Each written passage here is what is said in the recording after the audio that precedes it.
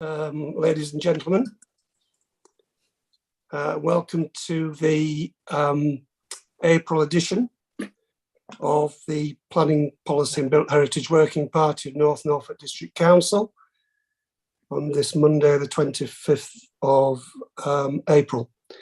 My name, which I think is probably on the image that you can see, is Councillor Andrew Brown. I represent the Stoddy Ward and I'm your chairman, and I do normally chair these working party meetings for today. And welcome to any members of the public watching on live stream, and to Mr. Sloman, who is our public speaker today.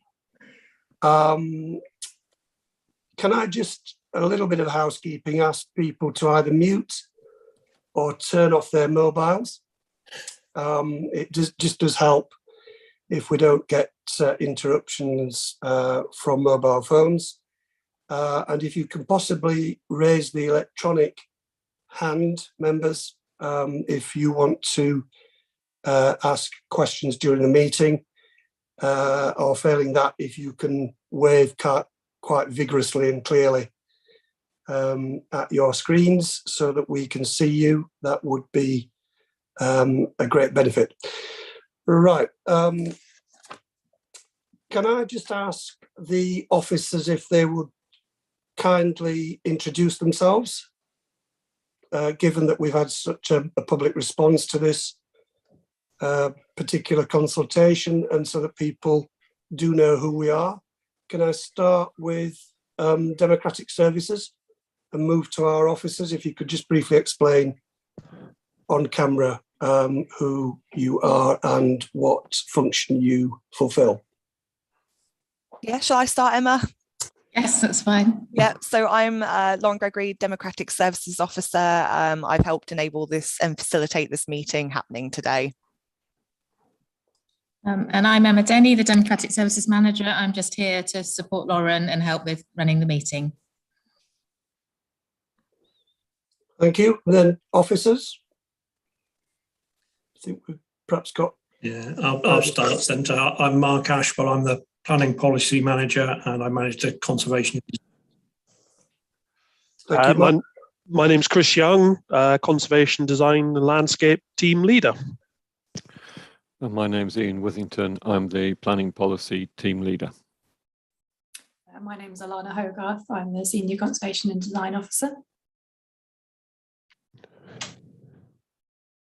And I think that completes the round. Thank you very much for that. So moving to the agenda, which is quite weighty, and I thank members for bearing with the working party in studying such an extensive agenda, over 700 pages. So I just want to move to the first item on it, which is apologies for absence, Lauren. I believe we have some. Yeah, apologies for absence have been received from Councillor Heinrich Punchard Toy, previously Councillor Grove-Jones, who is in attendance today. Yeah. And in terms of substitutes, I believe Councillor Rest is here for Councillor Punchard. Yes. And we have got a substitute. Plary Blathwaite was meant to be a substitute for Councillor Heinrich, however, isn't in attendance, I know. I didn't know if Councillor Seaward, instead of being a substitute for Councillor Grove-Jones, may substitute for Councillor Heinrich instead. Yep. Yes. Yeah. I think that's confirmed, Lauren. Thank you very much. So item 2 on the agenda is the public questions slot. We have Mr. Sloman from the Parochial Church Council in Sharrington on the call. How this works, Mr. Sloman, can you hear me okay? Yes, I can. Thank you. Thank you. Dino, I got just unmuted. Yeah, thank you. Thank you. Yeah, how this works is you get 3 minutes. You will be timed to put your statement or your question to us today, and then we will respond to your question if we're possibly able to do so after you have finished making your question or your statement to us. So are you quite ready to go ahead? I'm ready to go ahead if you can hear me adequately. Yeah, I can certainly hear you. I think we all can. So if you would like to go ahead. Thank you very much. Okay, well, I'll begin by saying my thanks to this working party for allowing me this opportunity to make a statement on behalf of the Parochial Church Council of All Saints Sharrington. My request has been prompted by our concern about the substance and perhaps most importantly, the process involved in the production of this report. If you can see it, the Sharrington Area Conservation Report, second draft. And I might say it's taken a considerable effort by a parochial church council to ensure that, first of all, avoidable errors were corrected. And having seen the third draft online, we're grateful to the working party and the officers involved that this has now been done. So thanks to them. The PCC has asked me to make the statement that our view is that the role of the church was misunderstood and understated in the Purcell report. It's important that the broader context is considered by your working party. The church-going population may have declined, and the increasing proportion of second homes and holiday lets have caused problems on financing and regular attendance. However, we're vibrant organisations making significant contributions to the community. Again, and I hope this won't be ruled out of order, to take some examples, we have services of worships held every 9:30 on Sunday. Our church is open for private prayer or visits 7 days of the week from dawn to dusk. It's a collection point for the village food bank, well supported by the village, and we have recently undertaken a special history project. Particularly as an open space, our churchyard sees a stream of daily visitors. The site is designated an open churchyard, which means it's still a place for burial, and the northwest and southwest sites are trimmed just twice a year to encourage wildlife. Now, our main point for initially is that it's unfortunate that its vibrancy was not captured in the Purcell report, which took it for granted. But looking at the work of your committee of the working party, you will know that the greatest number of grade 1 listed buildings in North Norfolk are Church of England churches. As someone who's been a treasurer for a village church for over 12 years, I know that we're facing renewed challenges, and it's a national problem acute in rural areas. Now, I don't know if your working party is aware, you probably are, that the Norwich Diocese of the Church of England has established in February 2020 a Church Buildings Commission, which will, to quote, look at a sustainable future for church buildings across Norfolk and Waveney. And this commission is undertaking consultations. I would urge your working party to consider in advance and to liaise with that body and consider the implications of the work. It was that context that led to the frustration and disappointment from our PCC with the draft of the Purcell report. As we said in our submission, we regret that we register our disappointment. Apologies, that is now the 3 minutes. That's exactly the 3 minutes. I'm not even allowed 15 seconds to say that we wish they discussed it with the PCC. Okay, fair enough. I've got that in. Yep. Thank you, Mr. Summer. That's fine. Sorry that we had to cut you off sort of slightly prematurely there, and we got your final point. Well, firstly, the council engaged Purcell because they are leading experts and operators in this field. They are the go-to, as it were, expert of choice. They are very familiar with the workings of the Church of England and their responsibilities under the faculty system. And therefore, we are confident, I think, as a council, that the recommendations made in the report or in the appraisal are particularly designed not to, as it were, review the viability or the scope of the provision of services within communities by the Church of England. The remit is to prepare a document that assists builders, owners, developers, landowners and consultants in the planning process and to take heed or implement recommendations which are in the report. So that's the remit. The faculty system that the Church of England operates is in parallel, but not in conjunction with the local planning authority, except with regards to tree maintenance. And I acknowledge that you have made this point in your earlier consultation responses.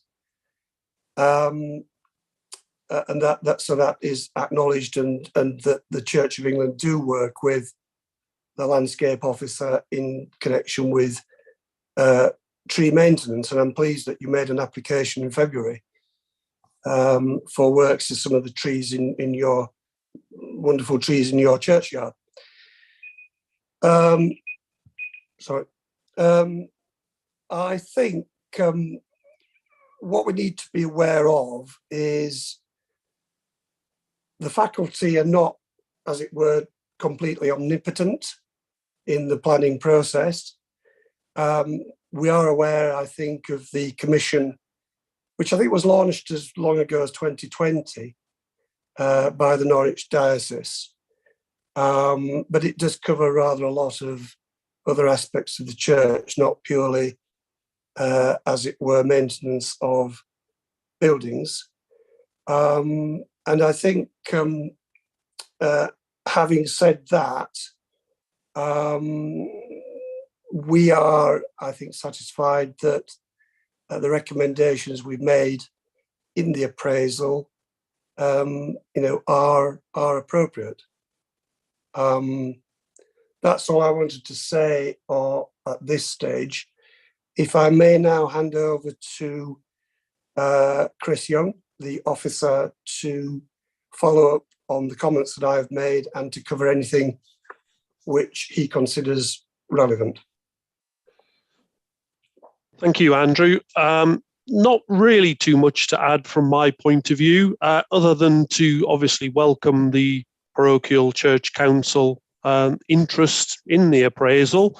When we, in conjunction with Purcell, published the first draft, it's meant as a sort of two-way process in practice. We can't profess to know everything about a particular area, which is the purpose of going through the original consultation exercise. So from that point of view, we welcome the original comments which have informed the text. Some textual changes have been made in response to those, whether it be from the PCC or from locals, the parish council as well. But ultimately, I think from our point of view, it's about understanding the scope of an appraisal, what it's intended to do, and primarily it's a planning tool to assist in the development management process. So we have to, it's primarily about documenting the significance of a particular designation rather than looking at resourcing and stewardship, although we obviously have to touch on that in terms of identifying positive and negative aspects. But I think if we started, going down the route of getting into how particular buildings or institutions or individual plots of land are being operated and run, I think they would be very long documents and that would go beyond our remit. So that's pretty much, I think, all I need to add, Andrew. Yeah, okay. Thank you, Chris. I think we've now dealt we've dealt with that. Just remains to say thank you very much, Mr. Am Sloman. I allowed a comment at all? No. I'm simply not allowed a comment, even a brief comment for 15 seconds. Well, not really, no. No, I'm not. Yeah. Okay. So I won't make the comment that what we were concerned about was actual inaccuracies in the report. You have not dealt with that, Andrew. Thank you, Mr. Sloman. Thank you very much. Right, so moving on to the next item in the agenda, which is the minutes of the meeting in December 2021, which is detailed on pages 1 to 6 of your pack. If I can just go through them page by page briefly to check for accuracy. Page 1, page 2, page 3, page 4, page 5, and finally page 6. Could I have a proposer and seconder for the minutes, please? Proposed by Councillor Nigel Dixon. Thank you very much. Sorry, I'm across different screens. And seconded by Councillor Fisher. Can we all raise our hands and show that these are approved? Thank you very much. I will sign those at a later date. Item 4, items of urgent business. I don't believe we do have any, Lauren. You can confirm. No items of urgent business. Okay, thank you very much. Item 5, declarations of interest. And I refer members to pages 7 to 12 for the guidance on that. Do we have any declarations of interest? I don't see any. I'd just like to say for my own part that in relation to item 8, the actual appraisal document, they do refer to villages which fall wholly within my ward. But in the interest of neutrality, I haven't put any responses in the public consultation section. I just want to make that quite clear to everyone in the meeting today. Item 6, update on matters from the previous meeting. I see we have an item later on at item 10, verbal update on the local plan, which I think does follow on from the previous meeting. So subject to that, I don't think there are any others of which I'm aware. Item 7, any other business at the discretion of the chairman. Under item 4 above, we have none of that. So we move to the first of 3 major items, the Glavin Valley Villages Conservation Area Appraisals and Management Plans 2022. And I guess that this is one for Alana and Chris. Who's going to take this first? I will, thank you. Thank you, Alana. Yep, I'm just going to share my screen with you all, so bear with me a second.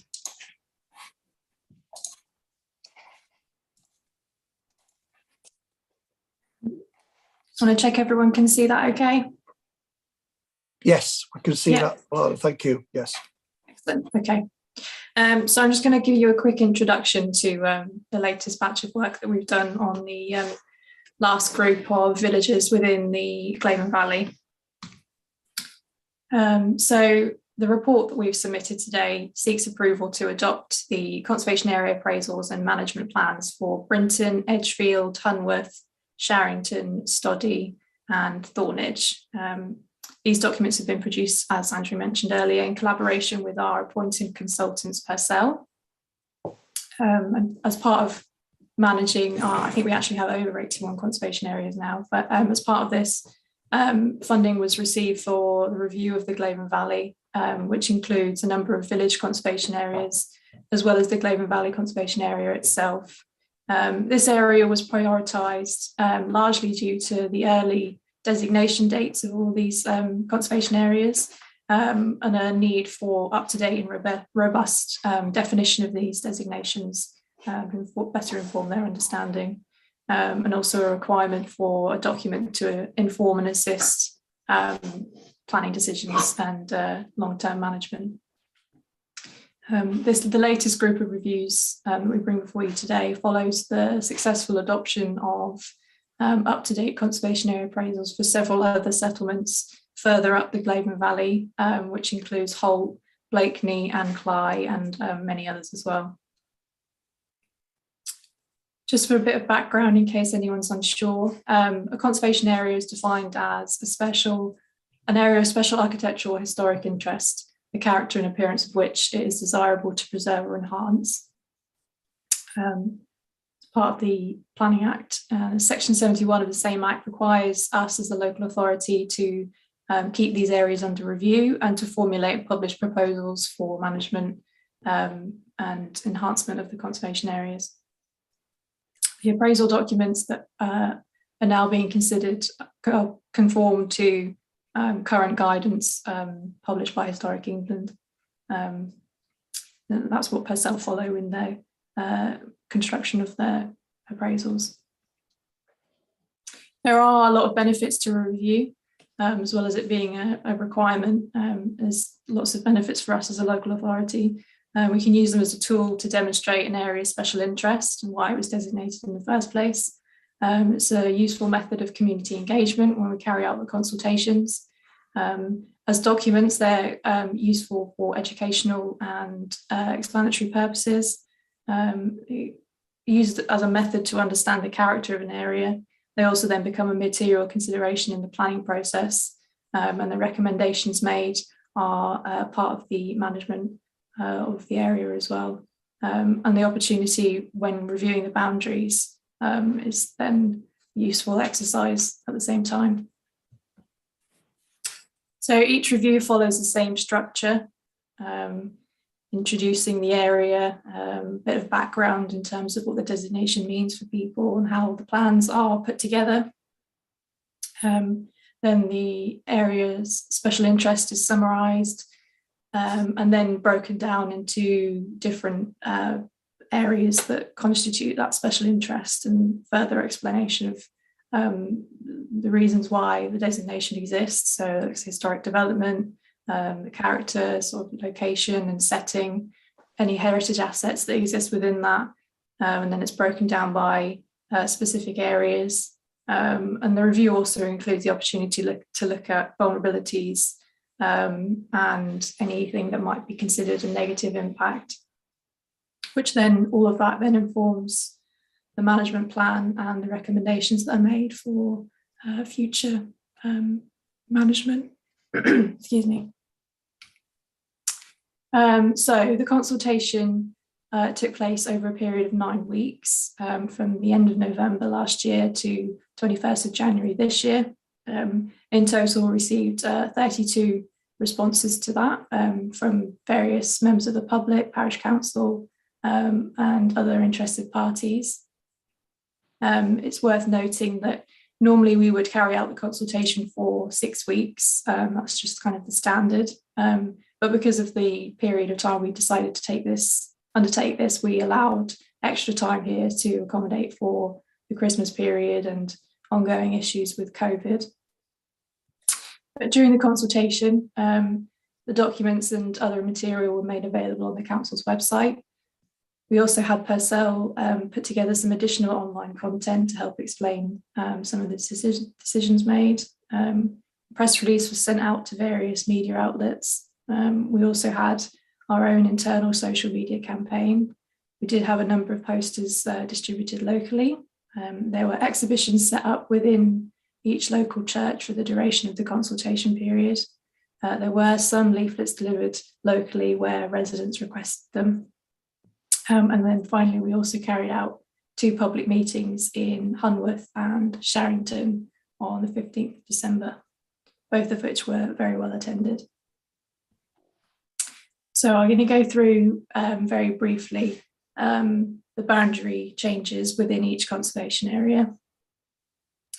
So in Brinton, there's some areas that are being proposed for exclusion around the edges, which are largely field or meadow spaces. And the largest change here is the area marked A, which covers the meadow that sits between Brinton and Thornage. This allows for the two conservation areas to be split apart, whereas currently they're part of the same conservation area, and facilitates a better understanding of each of those as individual settlements. Here, where the meadow and all the field areas around the outside, but in particular the meadow in between the two villages, that also falls into the Glavin Valley Conservation Area. In Brinton, we have two areas that are proposed for local listing, both of which are actually sort of boundary treatments, obviously highlighted by Purcell as making a positive contribution to the area.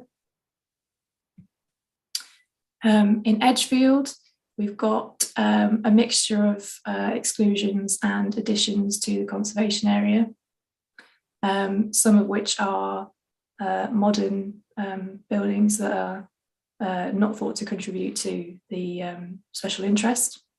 We also have some just sort of general tidying up of the boundaries, as well as some additions, including farmstead down to the south, and a listed building as well as a church.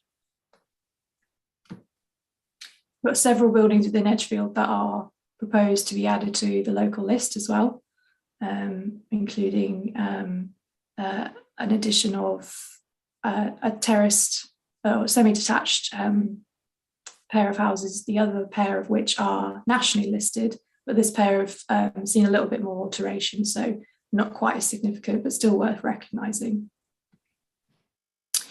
In Hunworth, we've also got a mixture of exclusions and inclusions within the boundary, the largest of which is probably around the mill. Decision was made that the mill sits more comfortably within the Glavin Valley Conservation Area, given its industrial significance, which is more, it has a tie to both the village and to the Glavin Valley, but in this instance, the decision was made that it would sit better with the designation in the Glavin Valley. A lot of the other amendments are slightly more minor, but all identified within the appraisal as well. But there aren't any local listed buildings proposed in Hunworth as well, that's worth noting. So in Sharrington, we have some more additions to the boundary. Again, a lot of them are just sort of tidying up where boundary cuts through inappropriately through gardens or things like that. There are also some additions to the north, including some extra parcels of land just to rationalise that slightly. Lana, sorry, can I just, it may make it easier if I just raise a point on this particular boundary review, and that is in relation to the boundary as it dissects the village pond area to the east of Ash Yard. There is significant concern in Sharrington that really it is one complete pond divided into two areas by, I think, a bridge that a pathway runs over. And I'd like you to ask you why the second area has been put into open terrain outside the village settlement area, particularly important because we know that Sharrington is an exception to the general rule that the surrounding landscape is not within the rural Glavin Valley conservation area. So I'm wondering whether there's scope for reconsidering just where that red boundary line goes through the middle of the village pond. Is this the area around the parcel marked A? Yes. Yeah, I think Yes. that's more of an oversight. So that's definitely something that can be reviewed. Right. Okay. I'm pleased to hear that. I think Charrington will be very grateful to you for that. Yeah. Okay. Thank you. Yeah. All right. And then in Charrington, we also have a number of buildings proposed for local listing, one of which includes a pair of cottages that are sort of nice examples of estate workers' cottages. And initially, we just proposed one pair, sort of the best preserved pair, but following the consultation, it was highlighted by residents that actually there was another matching pair that were, probably haven't retained quite as many details, but still worth highlighting as well. So Stoddy is slightly different to the other conservation areas in that it's the only village within the Glavin Valley that doesn't currently have its own separate boundary as a conservation area. So the main proposal here is that the village of Stoddy is given its own designation that encompasses the core of the village and a slight extension as well to include a further area to the right. So that it makes it easier to define the special interest of the area with its own appraisal rather than it being encompassed as part of the Glavin Valley, which is obviously a much larger and wide-reaching designation, and the significance of both of those is quite different. So it's important that we have a tool that we can use to create a distinct character for Stoddy. And there's only one building in Stoddy that we propose for local listing, which is Stoddy Hall. Okay, and the last one we've got is Thornage. Again, as I mentioned with Brinton, the largest change here is the meadow area in between the two villages being removed from their current joint designation and would then fall into the Glavin Valley conservation area, and Brinton and Thornage would then become their own distinct settlement boundaries as well. Again, there's some tidying up exercises around the edge of the boundary with some inclusions and some exclusions of sort of field areas. And we've got one building proposed for local listing in Thornage as well. In terms of next steps, we're obviously asking today that the Working Party recommend to Cabinet to adopt the 6 Glavin Valley appraisals and for the documents to become material considerations in the planning process. We would ask that Working Party recommend to Cabinet to agree the proposed boundary changes as we've recommended and that they be published in accordance with the Planning Act. We'd also ask that the Working Party recommend to Cabinet to agree the proposed local listings as identified within the appraisals. And it's obviously worth noting as well that the review of the Glavin Valley Conservation Area will be able to move forward once the village appraisals have been finalised and adopted. Thank you, Councillor Brown. Thank you, Alana, for that. I think we've now got the gist of what is being proposed in the consultation and the updating of the appraisals. Can I just ask that you take your graphics back from the wider screen so that we can restore images of individual members and officers, if you were able to do that. Oh, sorry, hold on.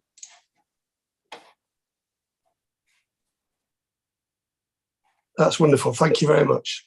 We're there. Right, I think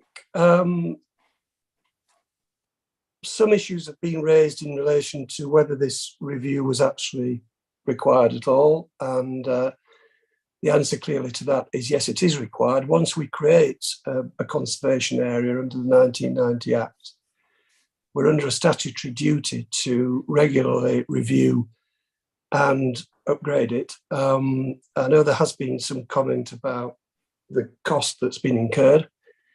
I think, just to clarify, that's my understanding that the costs cover not just these 6 villages, but other villages that we've engaged Purcell to review, and also cover the cost of the Glavin Valley rural area consultation, which is to follow on later in the year. And I think there's perhaps been some misunderstanding that the costs to the council were purely limited to this 6 village review that we're looking at today. So if I misunderstand that, I'm sure that the officers will correct me. I just want to also raise the points about the relationship between national and locally listed buildings and how the planning process differentiates between the two. Because I think there is some sort of misunderstandings in the parishes about how the two interact. So if I could ask the officers to come in at this stage and let me know. Perhaps this is one for you, Chris. Yes, by all means. Well, nationally listed buildings are subject to a range of controls externally and internally. So as soon as a building owner wants to make alterations to their national listed building, then they require listed building consent. So that's a formal 8-week application process similar to applying for planning permission. Now, locally listed buildings don't bring with them new controls. What they are is a sort of reflection of buildings that are better than your average building, but not of sufficient architectural or historic interest to justify national listing. So it's basically flagging them up at a local level and saying, these are nice buildings, they make a really positive contribution, but they're not worthy of full recognition at a national level. Now, for planning purposes, within the MPPF, we are obliged to give weight whenever anyone submits a planning application on a locally listed building. We're obliged to give due weight to the impact on the local listed building. So in the most extreme case, if, for example, someone wants to completely demolish a locally listed building, then that's something we would have to give due weight for, and we'd be looking for public benefits to outweigh any heritage harm associated with that. So, as I say, no additional controls, but there is that sort of policy and guidance support when proposals are proposed. So if you've got a national listed building, if you've got a local listed building, or if you're in a conservation area and you want to demolish, in each case, you have to apply for planning consent, is what we're saying, I think. Is that right? Well, if your building is nationally listed, then you would certainly need listed building consent for complete demolition. That would be a very rare event. But yes, if you were to completely demolish an unlisted building in a conservation area, then you would need planning permission, because that would constitute relevant demolition. Yeah. Okay. Yeah. Thank you for that.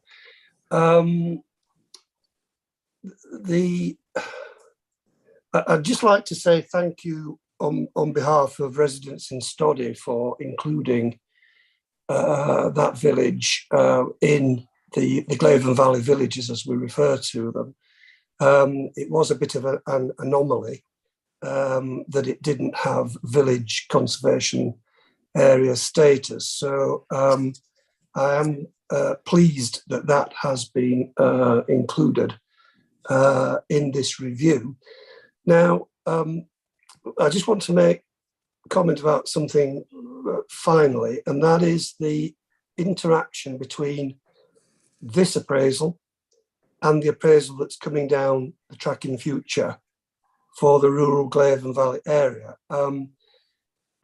I I have to say that I do have a little bit of concern about this, that the two are consistent when they're adopted, and I'm slightly nervous about going ahead at this stage with this particular appraisal.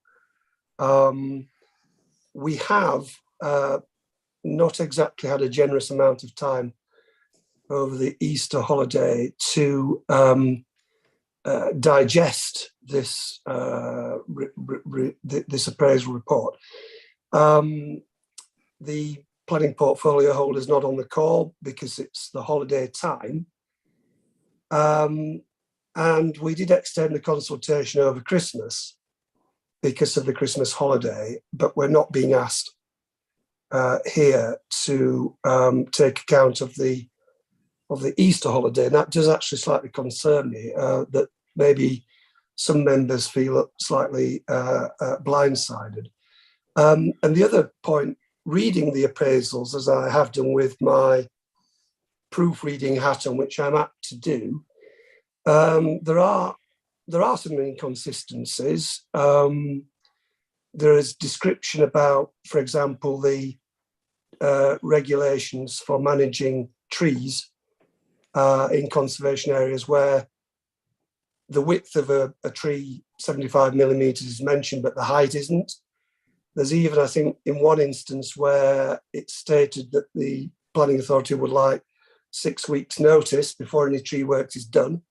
That doesn't appear in other village appraisals. I think it only features in one. And I think it's probably important, given that we're looking at these together, but obviously members of the public and developers and interested party stakeholders are going to look at these individually. So I think there's room for a little bit of consistency reviewing in the proofreading sense. Now, we need to get this right. I'm sat here with responsibility for getting it right. I'm nervous about approving this at this stage, I've got to say, with some of these anomalies still in the document. So what can you offer me that will comfort me that these matters can be addressed before it's finally adopted? And should it be adopted at the same time as the rural conservation area appraisal? A lot of people think it should be. That's all I'm saying. Over to you. Well, on the matter of the Glavin Valley, yes, you're correct. It has engendered a lot of discussion. I think the decision before members today relates to villages, so discrete settlements in their own right. And I think as each appraisal obviously focuses on the individual village, so there's a decision to be made around the way that particular area is described, around the boundary changes, and around the local listings, if any, within each of those. So they are standalone, discrete designations. Now, Glavin Valley obviously washes right down from the coast and encapsulates, currently most of the villages. Now, it's very uncommon in the planning world to have duplication, so that a particular piece of land falls within two conservation areas. So our thinking was, make sure that we get all of the individual settlements right in the first instance so that they are relevant and fit for purpose. Most of them date back to a time when I hadn't left primary school, and by today's standards, the boundaries don't make a lot of sense, and there is an issue around consistency as we stand. When things go to appeal, one of the first things a planning inspector will ask is, what is the significance of this area? What makes it special? Why does it justify a conservation area boundary? So we were conscious to try and make sure that we get the villages right first, and then come at the wider landscape designation, which is, the purpose of that designation is around how people over time have adapted and used the River Glaivon for agriculture, milling. So it's a completely different beast. And I think well, we were conscious of trying not to avoid kind of confusion. There's already been a degree of confusion about Stoddy becoming its own discrete. So rather than muddy the water further, we thought it benefited having the Glavin Valley come along afterwards so that specific focus could be given to that designation and go through a separate consultation period. I don't know whether Alana wants to chip in on some of the textural issues on trees. There isn't, as far as I'm aware, there never has been an issue around height with a tree. It's literally the trunk width that determines the need for a tree works application. But I would imagine it would be a fairly, if there are textural inconsistencies around that, then I think it would be a fairly simple job to make sure they're aligned prior to the appraisals being published. If members, if members felt comfortable giving us authority to make those modest textural changes, it doesn't affect the substance, legislatively speaking, because the planning law is the same whichever conservation area you're in. Hopefully that gives some kind of help. Yeah, I was just going to sort of cover pretty much what Chris has just said in terms of the textual inaccuracies. It would just be a case of making those changes fit each report consistently rather than only appearing in one. I can only say that that's probably an oversight on any involved. There's no decision behind that to say. So yeah, an easy fix if that's considered appropriate. Yeah, and I take it sort of a firm favourite of mine, a list of acronyms as a glossary somewhere at the back. Would that be a again, that's something we can ask ourselves to add in. Yeah, that should be quite an easy one as well. I know that they've very carefully put acronyms against the full titles of whatever they're referring to in the text, but sometimes you remember things by acronyms, so it would be useful to have a list of them at the back. I think we do it with the local plan, for example, but Mark will correct me if we don't. Right. I've gone on long enough. Can I open this to the floor for other members to make any comments or ask any questions? You've got Nigel wants to ask a question, Andrew. Nigel Pierce. Thanks, Paul. Yeah, I'm just switching across two screens, so I don't always see everybody. Nigel Pierce and then Nigel Dixon. I'm not sure who came first, but we let you two fight that out. I have no reason to fight. All I want to do, go on, Nigel D. D comes before P. You go first. Nigel, let's not argue about precedence. The question really I wanted to ask was, well, I guess it's a double-barrel question, really, and it goes back to Mr. Sloman's question, really. And it was simply, had Mr. Sloman been here, I suppose I would have asked him whether or not he had discussed the issues that he was concerned about with his local member. And indeed, the second part of that would be whether the local member has made any representations in respect of those points that he raised. So just really to clarify that. Thank you, Mr. Chairman. Okay, well, wearing both hats, both as chairman and local member. Thank you for that. There has been discussion at the parish council. Mr. Sloman's attended the parish council in his capacity as treasurer of the parochial church council. Some of the submission that he made today, which was a submission and not a question, which is why I didn't give him the opportunity for a supplementary, were raised. But certainly the point that he made about us not approaching the parochial church council as a planning authority, that hasn't been made previously in any meeting that I have attended. And significantly, he's not engaged me directly in any form of correspondence or contact by telephone or other means previously to today. I hope that answers that question. Yep. Thanks very much indeed, Mr. Chairman, for that. Yep. Thank you very much. Councillor Pearce. Thank you, Mr. Chairman. Obviously, just looking at what's in front of me today, I share your concern about the inconsistencies that come through a document such as this. Weighty though it is, you know, you measured your concern about putting this document forward for next stage approval. If there are inconsistencies, and I didn't like the fact that it was just a simple fix, this is not a simple document. We are looking at the next 30, 40, 50 years and to change everybody's lives within any constituency or area.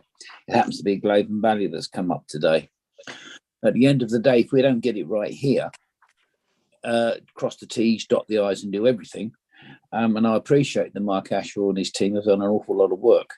If it ain't right, we can't approve it. Now, at the end of the day, and that's not being pedantic, that's being correct, because you've taken a question from my colleague, you know, as regarding another parochial authority or whatever you like to call it, that felt they had a right to put something into the plan. Whether they followed that procedure, that's their problem, not yours or I. But at the end of the day, we've got to be seen to be right. And I share your concern on this. If it ain't right, you can't prove it. And I don't think there is an easy fix.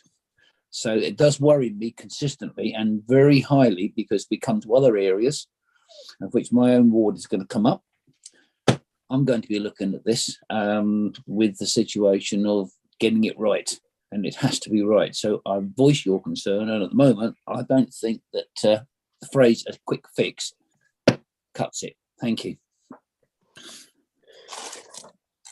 Yeah, thank you, Councillor. Yeah, I just want to reiterate that I gave just one example of inconsistencies regards treatment of trees under the regulations, but there are others, but I'm not going to list them here. I have noted them down, and some of them are a little bit, as it were, more challenging than the example that I gave. But so I'm just concerned about how we tackle this.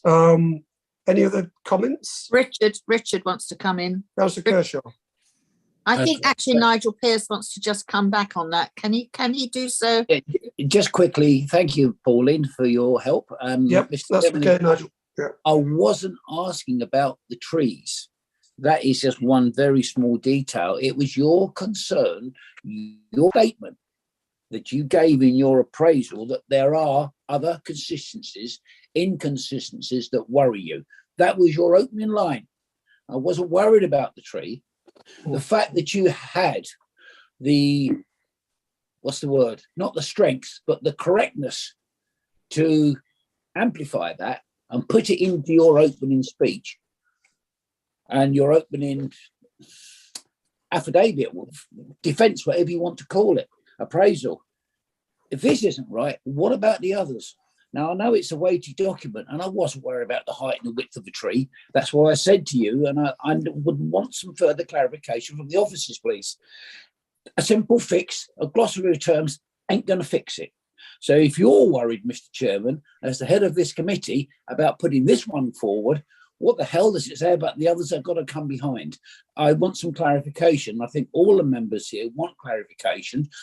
If it's got to be set back in abeyance and put back, it's fine, because then we come to the other things you mentioned of appraisal time, consultation time, the portal wasn't working for some periods, etc. To me, it doesn't smell right at this case. And the reason it doesn't smell right is that you very squarely put your feet in the trough and said, it ain't right, or it doesn't feel right. I need some clarification. And I think the other members do as well. Mark wants to come back, Andrew. On that. Can I just bring in Councillor Kershaw first, and then and then I'll come to you, Mark. Thank you, Andrew. It was just a comment. I mean, I collected this document from council last Tuesday, and to give it its due attention, I just don't think we had enough time. It's, I'd take this seriously, but I haven't managed to find the detail that you found, Andrew.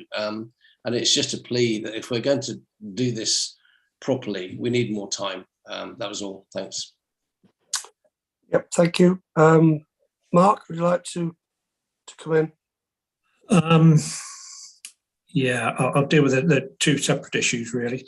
I'm a little bit concerned about the nature of the debate and the sort of reference to other inconsistencies that nobody seems to know what they are. One has been cited, which is an extremely trivial matter as far as I can tell, which would be well capable of being resolved under delegated authority by officers in the way that Alana suggested. There seems to be a perception that the documents have got lots of other inconsistencies in them, but nobody's actually saying what they are. And the acid test for me is whether those inconsistencies, whatever they might be, affect the way that the documents will operate, or whether they're minor textual things which officers could easily clarify. And the chair said he's got a list of these things. Chair could provide a list to officers, and the officers could make the relevant modifications, and the job's done. The only issue of any substance that's been raised so far is the inclusion or exclusion of a pond at Sharrington, where the officers said we're quite prepared to add that additional area in. That's the mission. So I've not actually seen any reasons why the content of the appraisals should lead to you deferring a decision. The second point, I think perhaps more important, is a comment made by Councillor Kershaw that he's not had the opportunity or the time to consider the documents in sufficient detail to actually make a decision. I'd be slightly disappointed in that, and there's a lot of work put into these things. I accept they're very, very weighty documents in this instance. But if you as a collective felt that you needed more time and you weren't able to make a decision, that's obviously a matter for yourselves to address. But I've not heard anything that says that the technical content of the documents is so seriously flawed in any way that it would justify deferral. You won't have any other information in front of you next time these things are considered. Possibly there might be some minor modifications to correct any textual inconsistencies across the documents. So I think I'll be quiet at that point, but unless somebody actually says what these inconsistencies are and how they render the documents flawed in some way, I'm not convinced we've got good reasons for delaying a decision. I just come in here, Andrew, as we were talking prior to the meeting, just briefly. I haven't really had enough time. I'll have to tell you this, Mark. I picked this, the postman delivered this on Tuesday, and on Wednesday, my family came to stay. I had the grandchildren, my daughter, etc. It has been impossible for me. I could not read this 700-page document and assimilate it in under 24 hours, and I have not had the time to assimilate it since, because you should know, you've got young children around you, and it's been chaos here. And I don't feel that I've skimmed through, I read Brinton and a thorough document. I said, very well presented, the conservation area, detailing, etc. Excellent. But I haven't had the time to read the whole document. So I feel uneasy about recommending it to go forward as it stands. I'm sure it's perfectly okay, Mark. But personally, I haven't had the time to go through it. And that is the only thing that I can tell you. Normally, I read all my documents, and I know Nigel Pearce does. I know everybody does, basically, if they can. But this time, I feel I've been stymied. My grandchildren's holidays don't match Norfolk's holidays. So that's why we've had this contretemps. Okay, sorry, Andrew. I just wanted to back up what Richard said to a certain extent as well.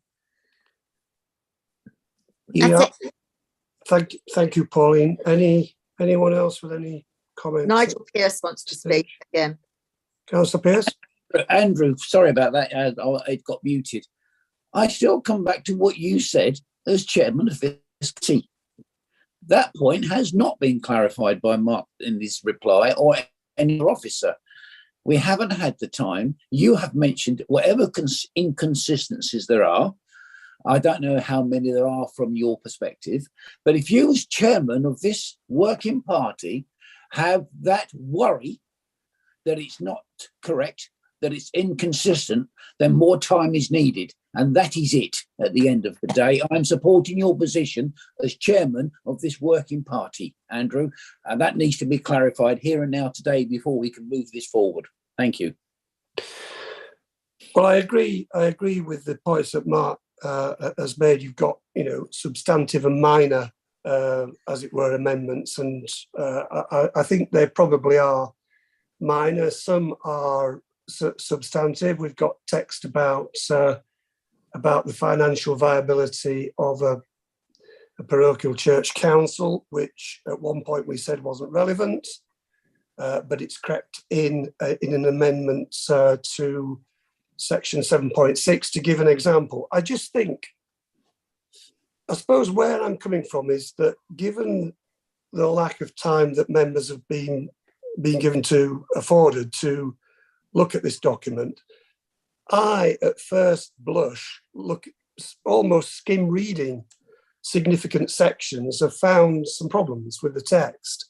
The majority are probably just, minor corrections that can easily be done. But the recommendation doesn't say that. The recommendation says that we have before us, which we will come to shortly, that it's, the proposed listings in the draft appraisal documents, what's there are material considerations as proposed in the documents. I was sure we've caught all those material considerations because we've not had the opportunity to just, really do this document justice. Arriving on our desks just before Easter, when many of us had other commitments at this particular time of year. So that's my concern. Chris wants to come in, Andrew. Chris? Yeah, please come in. Yeah, just a few follow-up points, really. I think the issue around available time, I think to some extent is obviously dictated by when the agendas are published and the time scale around, deadlines for working party. So where, there's always that sort of 2-week period, and I appreciate, the volume of information you have before you is quite significant. All I would say is that this is not the first time the documents have been before working party. To a large extent, the same document appeared in draft form, so that members could obviously authorise them going out to public consultation. So what you have before you today is effectively a sort of honed version of what you previously considered. So, the consultation exercise, in a way, was the vehicle to identify substantive problems or, inconsistencies in content. But I accept that, there's in 700 odd pages. In addition, obviously, this is effectively the third phase in the appraisal process down the valley. So we started at the coast with Cley and Blakeney and Wivton and Morstan, then worked our way inland. So, it's one of those things when you've got so much text, I think it's inevitable, unfortunately, that there will be minor textual changes, but the actual structure of the documents is all the same. And I've been through them myself, and I haven't personally found any substantive problems in terms of one requiring something where another one doesn't, or any inconsistencies around legislative issues.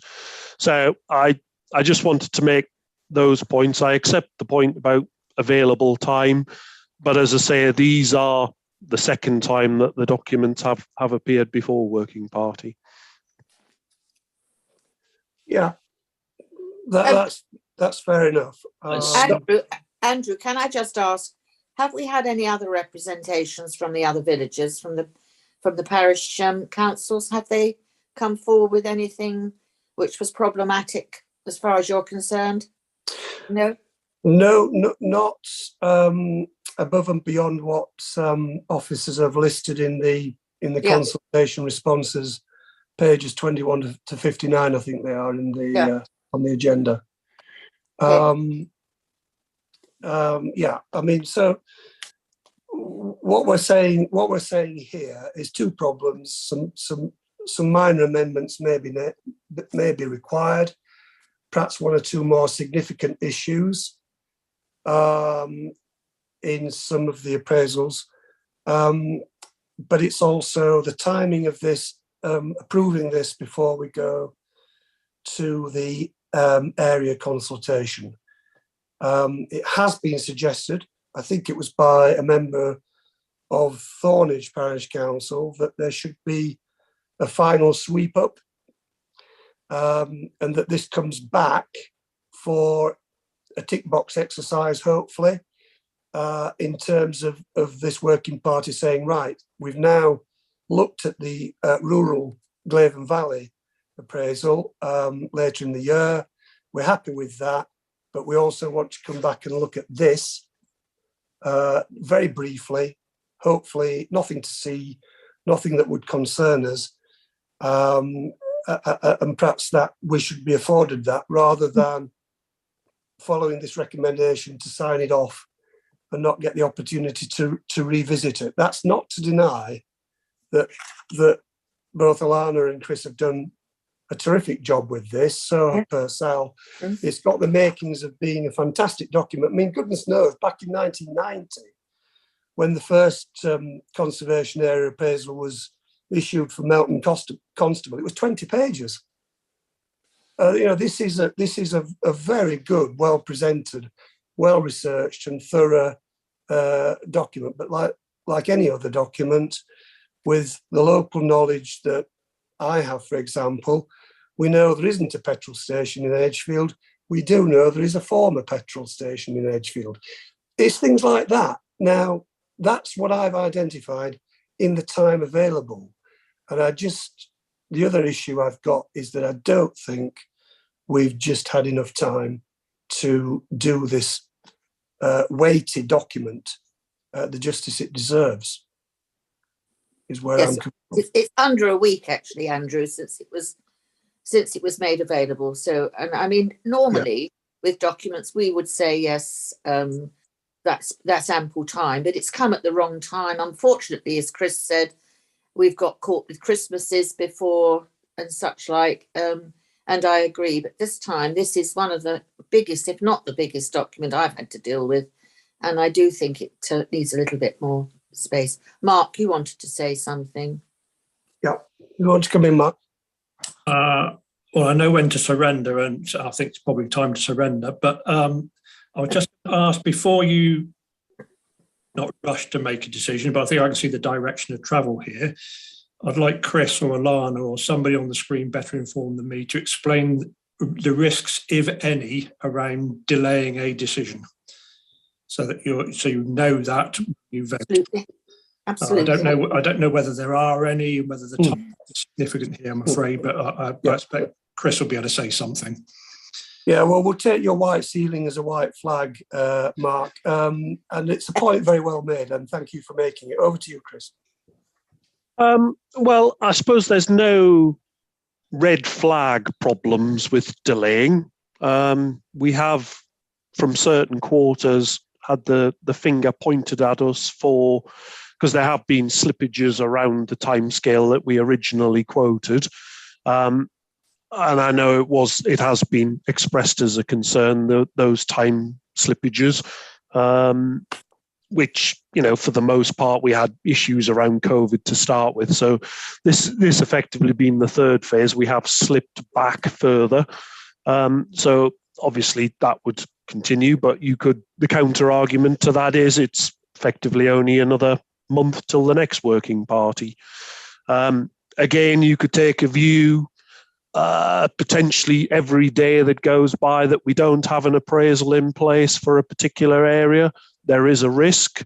Having said that, some of the villages involved, some have more development pressure than others. So again, it's a risk that, members to weigh up the difference a month would make. But there's no, we're not going to fall foul of any kind of process demands or official timescales if it were to be deferred.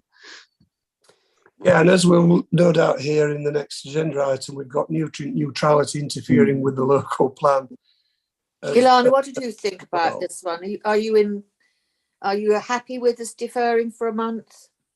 Just so that people will then have no excuse to have not read.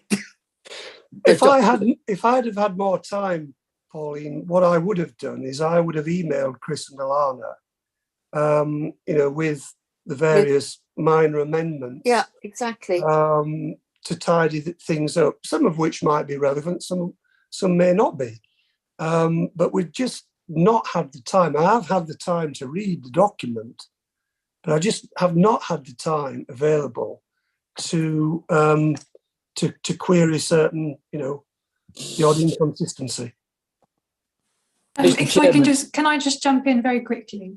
Obviously, I like Mark, I can sense the direction this is going. All I would say is that where there are things that have been mentioned, especially Councillor Brown, you've mentioned there's a few things you've got on a list. If we are to defer, it would be useful for me if we could just make sure that before the next working party, all of those concerns come our way so that we can address them, so that we don't have to go through this again and it can be a bit more streamlined. That's all I would say. Yeah, Absolutely. Absolutely happy to commit to that, Alana. Absolutely happy. That seems a very sensible thing. Nigel, you want to speak? I didn't know whether you got on legacy. No. Sorry, yeah, I'm only coming through on this, not to be pedantic, it's actually to help because of this discussion today. Both our officers have come back with positive suggestions to get it right next time. And you, Pauline, as chairlady, I apologise, of development, know how much I value the member-officer relationship. I hate going against the officers for the simple reason is they are the professionals. They are the people that they are there to do what they do, and this document is there today. And it isn't just words, it's a fact. But when the chairman of this working party, whose ward or area this sits in, says there are inconsistencies, we've got to get it right, because what's going to happen with the next ward, with the next one. So we've got to get it right. And I think at the end of the day, we can't sign this merely because the chairman of this working group has said there's inconsistencies and the officers have said there's inconsistencies. So we've got to get it right. We can't pass this today as a matter of procedure and protocol. We just can't do it. I also think what Chris said and Ilana said and Andrew said, that if we do defer until next month, we will just then have had time to email Chris and Ilana with any forms of inconsistencies that we have met in reading the document. And then we can just presumably, just very quickly, almost tick box it through next month. Hello, Virginia's popped up. I think that seems a sensible. Does everybody think that's a sensible thing? That we then have a month to read it through. We then can email. Don't, for God's sake, turn up next month for the meeting with all these lists of things that you found wrong. You email through to Chris and Ilana any problems that you have. Hopefully, there'll be nearly all duplicates, each one. They can then sort it out, and then we basically tick box it through. There'll be no excuse for us not having read it next month. How does that sit with people? I can support that proposal, Pauline. I would just ask that people perhaps copy me in to any emails, and that we commit to do it not in a month's time. We need to be doing it within the next sort of 10 working days, really, because obviously, to be fair to the conservation design team, they will perhaps need to make some amendments and so on. So are you comfortable, Chris, that will give you sufficient time prior to the May meeting? Well, obviously, the more time we have, the better, because we have to refer, obviously, the textual changes on to Purcell, who then need to get their graphics team to make the alterations, to reproduce the documents, so that we can then, obviously, turn it round for committee purposes. But hopefully there won't be too many. And if they are just minor textural changes, then that should be possible. Much like Mark, I've been past the virtual white flag, so I accept where this is going. One last comment, though: you will never get absolute consistency across all of our appraisals within the district, because, as you pointed out, Councillor Brown, the ones produced back in the 90s from Elton Constable and Aldborough, they're a variety of people have had a go over the years. It's like painting the fourth rail bridge, and inevitably everyone puts their own slant on them. So, they have different structures, some of our historic documents, so they'll never be absolutely consistent. The main point is it's around the substance and making sure that procedurally they're right and they properly document the area, rather than whether a particular piece of text aligns word for word. Absolutely. Virginia wants to come in. Virginia. And then Welcome. Nigel. Virginia and Nigel. Thank you, Chairman. Thank you, Pauline. I think the procedure that's been outlined is perfect. But I just wanted to say there's no criticism implied here. This is a pretty significant work of non-fiction that's going out, published by the council.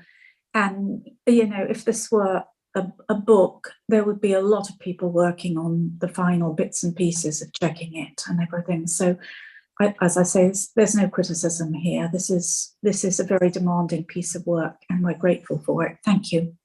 Absolutely. Nigel.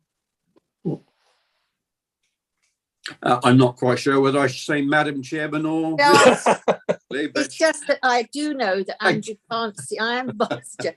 Andrew can't see everything, you see, so he knows I sit here and point him. So I do apologise, Andrew. It's usually Councillor Kershaw's role, but you've taken over from him, Paul.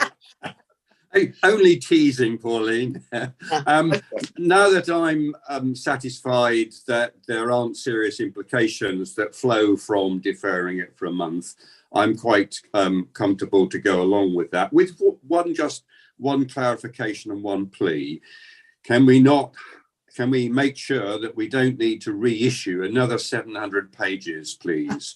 Can we do something which just simply, we'll keep this to one side, and whatever else you want to issue in terms of a couple of pages of updates or whatever have you, but please, can we make sure that that's the case? Yes. I think that's right. I think that's right, Nigel. At the next meeting, the best approach, I think, would be to schedule, or literally list a schedule of further minor modifications, rather than aim to republish the entirety of the documents. Where we can instruct Purcell post-committee. So if anything happens at the next meeting which requires further changes, then it can all be done in one go. So if we just aim to include in the next report a schedule of further minor modifications that you're going to submit in the next few days to us, week or 10 days at most, that would resolve a lot of work, I think, on our behalf. Sounds like a plan. So what I've got in mind then is that we don't adopt recommendations 1 to 3, and in view of the mood of the meeting this morning, that we put a new recommendation in, something along the lines of the working party recommend to Cabinet to defer adoption, I don't know whether that's appropriate, involving Cabinet, of the 6 Glavin Valley village appraisals to provide. You don't need to recommend deferral to Cabinet, Chair. I don't think you can just defer it in your own right as a working party and not refer anything to Cabinet at all at this stage. Yeah. So you can just defer consideration for further modification, corrections, editing, however you want to phrase it. And if at this stage you wanted to add in subject to the inclusion of the Sharrington Pond issue, so that you make a resolution to that effect today, that would get a decision out of the way today. You won't have to make next time round if you want to. But I don't think there's any need to recommend to Cabinet deferral. You just defer as a working party and we'll bring it back. Right. Is everyone happy with that? I just want to make sure that we're fully compliant in deferring it, and we defer it in the correct way. Yeah, Emma said that there's no need to defer it via Cabinet, just as Marcus said. So yeah, we just do it in our own special way. Yeah. Okay. So how do you want me to proceed, Emma, with, as it were, not taking up the recommendations on the agenda and then resolving to defer it? I'm looking to you to advise. I think you, as a working party, you can just make that decision in your own right, and that will be recorded in the minutes that you've deferred this particular piece of work whilst you, you know, have further consideration. It's only really final recommendations around the adoption and so on that need to go through to cabinet. So, but I mean, if you want to report through to cabinet, Andrew, you can do, just to update them on where you are. Yeah, well, we will have the opportunity both at full council and via ONS, I think, to do that. So, yeah, so I'm proposing from the chair that we defer until the next meeting and we bring back an addendum which will not involve reissuing the whole work and until the next working party meeting. And Is that okay? Is that okay, Mark? is that okay? Does that satisfy everybody? It seems to do. I would second that, Mr. Chairman. Yeah, yeah. Councillor Pearce seconding it.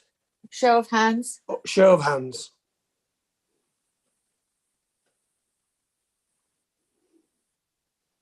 Thank you very much. I think that's passed unanimously. Okay. Andrew, thank you for bearing with us, Chris and Alana.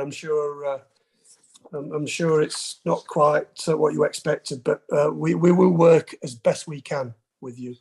Andrew, Richard, could I just ask if you have had the chance to send you could circulate your list of amendments so we can eliminate any duplications? Yeah. Thank you. Yeah, sure. Yeah, I will do that. One further matter, Mr. Chairman. Do we need to make a decision in respect of the Sharrington matter? Well, I heard what Mark said, but I'd actually prefer to include that.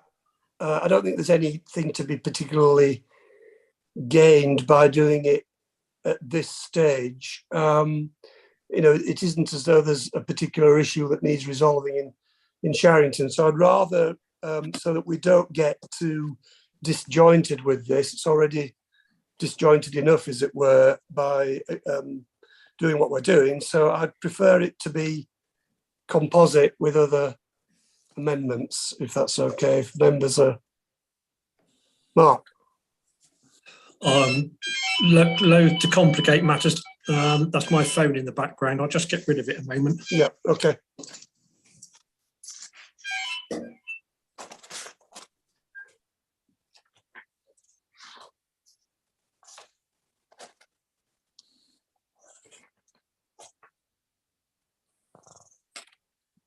You're on mute, Mark. Good, Mark. Yep. So earlier on, Chair, you alluded to a possible further reason for delay, which was about the lack of alignment between the village appraisals and the wider Glavin Valley conservation area appraisal. And I think I need to point out you'll be in the same position next month when it comes back, because that work won't have progressed to finalisation. To my mind, there are no real substantive grounds for aligning the two bits of work. As Chris pointed out, the villages stand in their own right as conservation areas, you know, to do with their sort of built heritage and so on. And the countryside conservation areas are a different beast, a different concept with different defining features being defined for entirely different reasons. So I don't think you need to make concurrent decisions in relation to the villages and the Glavin Valley proper. I think you can make those decisions at different times. So if you're deferring, which I think you are, I think the reasons for deferral needs to be very clearly explained as being limited to the sort of textual inconsistencies that you've alluded to, and no other reasons, because otherwise we could be back in the same position again next month. And I think there should be a clear expectation that next month you will make a decision and we won't find another reason for delaying you know, what are essentially, you know, important pieces of work. Well, I don't think I have any problem with that, Mark. I think that's a point very well made, and I've no doubt that it's music to the ears of Chris and Alana. I don't see anyone objecting to what you're saying. So we will resolve to sign off at the next meeting this particular appraisal as a standalone piece of work, and not link it to the later Rural Valley Conservation Area Appraisal, Glavin Valley Appraisal. I'm quite happy to do that. I think we can be confident that they will not interfere with one another and that they will be consistent. I think we can trust our officers to ensure that that happens moving forward. And of course, it will be a trigger, won't it, to actually commence the next appraisal consultation for the Glaivin Valley, because I think you were saying, Chris, that this needs to be completed before you can kick the next one off, and we don't want to delay that unduly. That's correct. Yep. Yeah. Yeah. Mr. Chairman, just before we close this this second part of the agenda, I'll get it right in a minute. I've just got to say what you said today, and I support you as chairman, is the fact that we've all got special interest within our own wards when we come through to this committee, and other members, I am sure, would, including myself, will look at their part when it comes through and look and give it not more attention to detail, but we'll look at it with the same consistency as you've looked at it today, given more time. It's just a fact. I think we've got to get this first one right, because we need to have the confidence to make sure that the others are right that come behind. That's all. Thank you. Yeah. Okay. Thank you very much, Nigel, for that. Thank you for your support, members, in concluding that. I think we're sorted on that. I don't think there's anything to do, Emma, is there? Or do you want me to put something forward to record it formally? No, that's fine, Chairman. You've taken a vote and agreed on that, so yeah, that's absolutely fine. Yeah, okay. Right. I'm conscious that we're at 11:30. Is everybody content to press on to the next item? I sense that we are. So item 9 is nutrient neutrality. And I think this is one for yourself, Mark. Yes, it is. So I'm not going to present the written report. I'm going to sort of paraphrase what's in there and sort of give you the heads up. I think most members will be familiar with this term nutrient neutrality by now. It's had a fair amount of press coverage. It's obviously had pretty significant implications across the county in terms of the dealing with sort of planning applications in the short to medium term. So I'm sure you'll know a little bit about it. So essentially, we're talking here about pollutants, nitrates and phosphorus getting into the Wensum and the Broads water systems, both of which are designated as special areas of conservation. Natural England have recently pointed out to us and lots of other authorities up and down the country that we are potentially in breach of the habitat regulations if we don't, when we exercise our planning functions, which is dealing with planning applications and preparing local plans, we are under an obligation to make sure that our activities don't have any adverse impacts on the receiving watercourses. At the moment, Anglian Water are licensed to discharge dirty water, although it's treated, it's still dirty water, into the Wensum and hence into the Broads waterway system. And basically Natural England have put local authorities on notice and say, we can't allow this to continue. Those watercourses are in unfavourable condition, largely due to nutrient enrichment, which means the water doesn't carry the right amount of oxygen. It encourages the wrong sorts of plant growth. It has an adverse impact on wildlife, and that is contrary to the habitat regulation requirements, and would essentially render any local plan or any planning permission granted that didn't address those issues unlawful. So it's a breach of law because it's in primary legislation.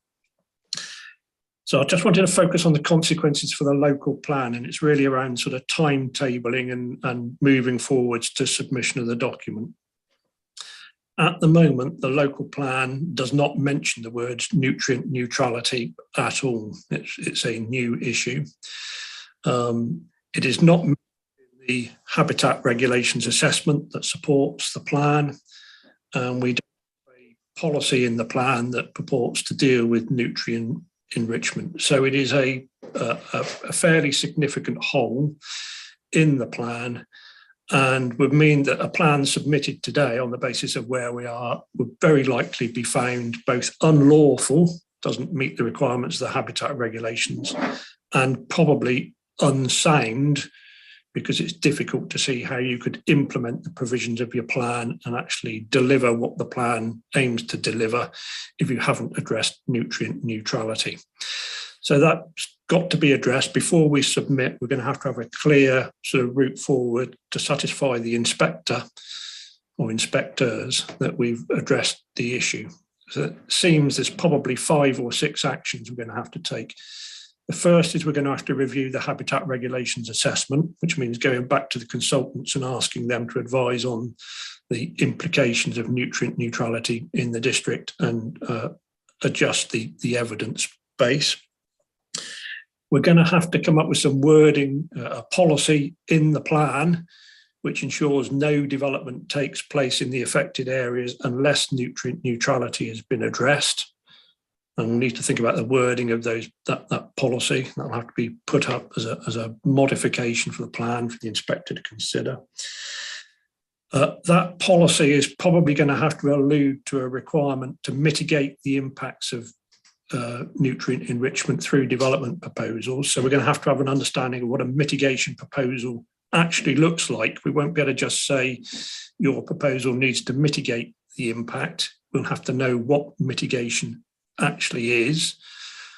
It seems very likely that mitigation proposals are going to have to be developed across entire water catchment areas, not just district council boundaries. So we're probably going to have to work with all of our neighbours in Norfolk that are affected by the same issue. And then the final thing, and it's not an insignificant piece of work, is we'll have to consider the implications on development viability, because clearly there's potential additional costs here associated with mitigating this impact that the developer will have to bear. And that may have an impact on scheme viability and things like affordable housing thresholds and so on. The sort of unanswered question is, how long is that likely to take? And I've written down a minimum of at least six to 9 months, I think, and more likely 12 months or more before we have a very clear understanding sufficient for us to be confident we get through local plan examination. So I think we're probably looking at a scenario where there's quite a lot of work to be done between now and, let's say, September, and then some serious thinking to be done about that time, about whether we progress to submission or not on the basis of what we know at that point in time, because there's still quite a lot of uncertainty around, how we're going to progress this, what consultancy is going to be required, how closely we work with our neighbours, what the timetable is going to be, and so on. At the moment, we do not have a local plan that we would be able to submit for example. I think any local plan we did submit would just be held in abeyance by the planning inspectorate, which is pretty much what's happened with the Norwich plan. The inspectors there have sort of suspended the hearings and said, what are you doing about nutrient neutrality? So it's a bit of a game changer, I'm afraid, and I don't think there's any escaping that it's going to require quite a lot of work and quite a lot of time to resolve where we are before we can submit. I'll take any questions. Not that I profess to be an expert on nutrient neutrality and mitigation yet. Thank you, Mark. I just want to mention for the record, really, that I attended a Norfolk Strategic Planning Framework meeting with county councillors as well as district councillors back on the 14th of April. There is legal advice being taken from Simon Bird QC on this, I think, as you probably are aware, Mark. The first point he made is that there's actually no recommendation in what came from the government that the planning process is paused. It seems to be something that we've decided to do as it were, a safety precautionary measure. And that his interpretation was that it was our duty to assess where we have a duty to consider and implement treatment. So, which seems to suggest that Natural England have carpeted us with a fairly large area, but within that area, there may be scope to say, well, you know, the nutrient neutrality is better in some areas than others. And there may even be scope for planning applications to come through and be considered if the applicant can establish that they have put measures into the application to treat nutrient neutrality. That even that was suggested. Any update in that direction to your knowledge? Well, you're quite right. Natural England are advisors, so they advise, government. I don't like to call them a quango, but the government advisors on nature, and they advise local authorities.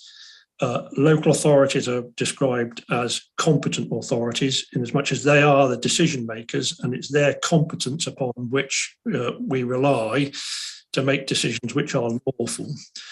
And the threshold in the habitat regulations is a beyond reasonable scientific doubt, applying the precautionary principle. So if you don't know, you should be cautious about it. So it's a very, very high threshold in the habitat regs that local authorities have to get over when exercising that competent authority role.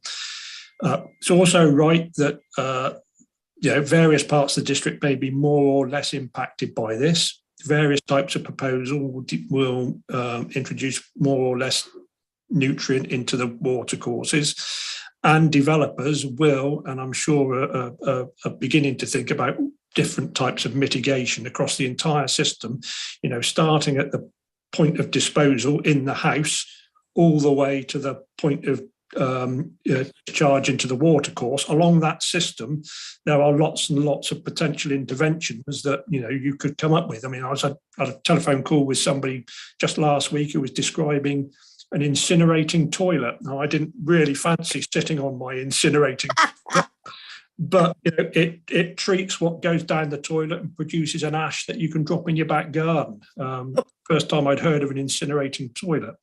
At the other end of the scale, larger scale schemes, they're talking about the need to recreate or create wetland habitat, which apparently is extremely good at removing nitrates and phosphates from dirty water before it goes into a watercourse. So there's probably dozens and dozens of different types of mitigation.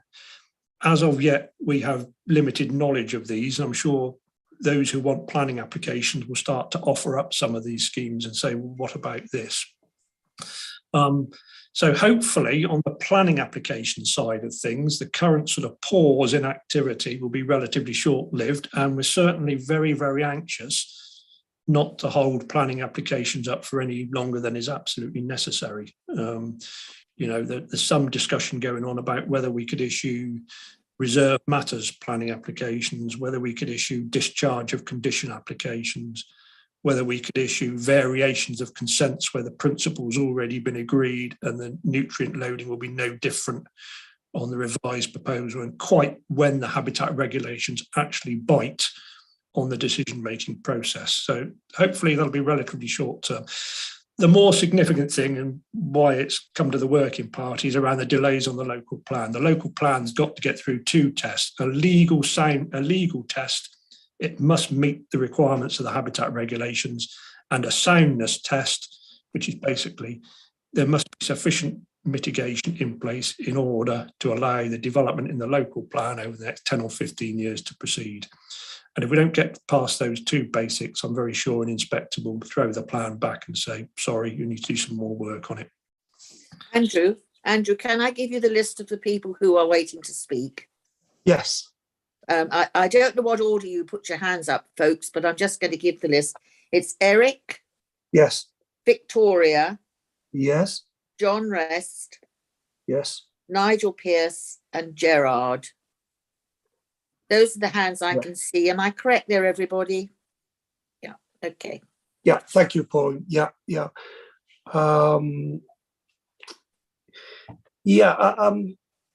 as regards, no, I'll defer this till we discuss the local plan. I'll raise the point later. Yeah, so I'll go to Councillor Seward, Eric Seward first. Over to you, Eric. Yes, thank you, Chairman, and thank you, Mark, for that explanation. In terms of the local plan, we are where we are. It's going to get delayed whilst this is sorted out, but it won't be the only local plan in the country. I know what you say, that Norwich is also now going to be held up. I think from a practical point of view, the key at the moment is for those live planning applications which are of a residential or overnight stay nature that appear to be caught by this new directive, that we quickly find a way of progressing those. I hope that if they're in, they're not just being sat on, but the officers are working on them in the normal way so that when we can be in a position to make a decision, if that's possible, we can do so. But I think in terms of the local plan, I don't think there's any way round avoiding any delay.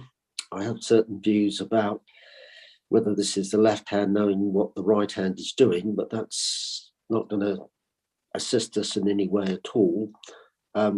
What actually matters, I think at the moment, I don't know if Mark can help, is that we continue to progress those applications that are caught by this so that when we are able as a competent authority to make a decision, we can actually do so and there won't be any further delay.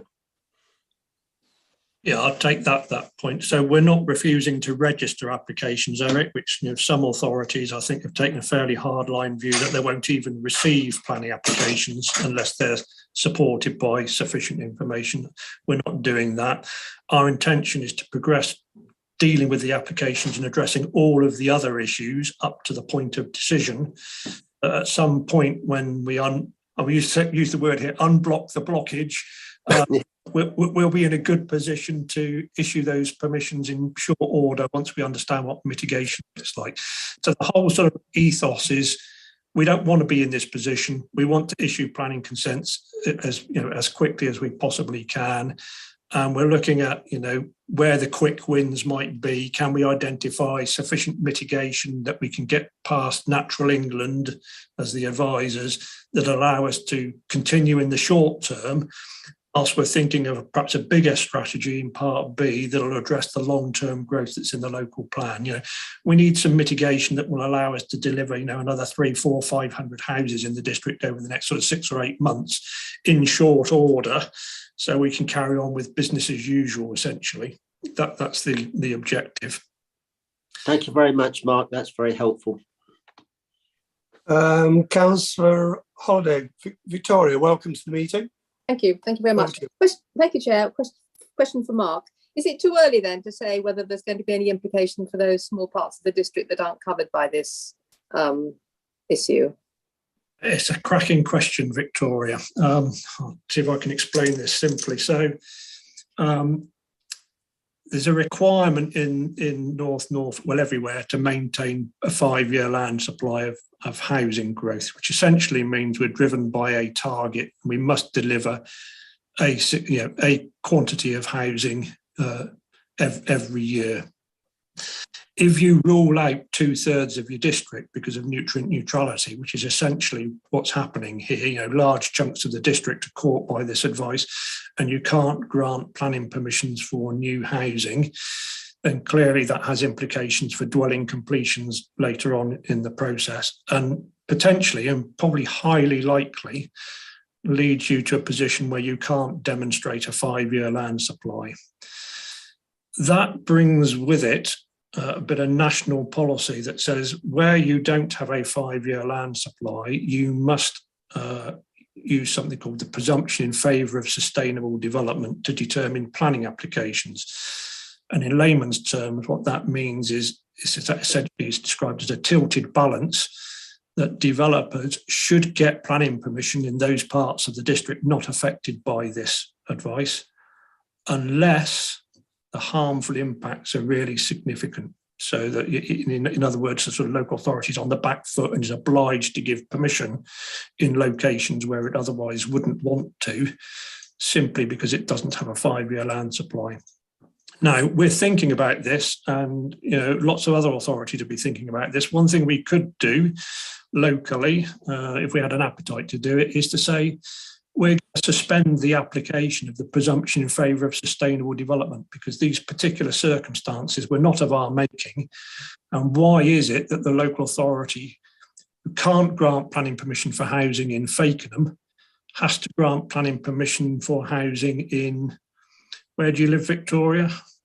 One of the smaller villages instead, Yes.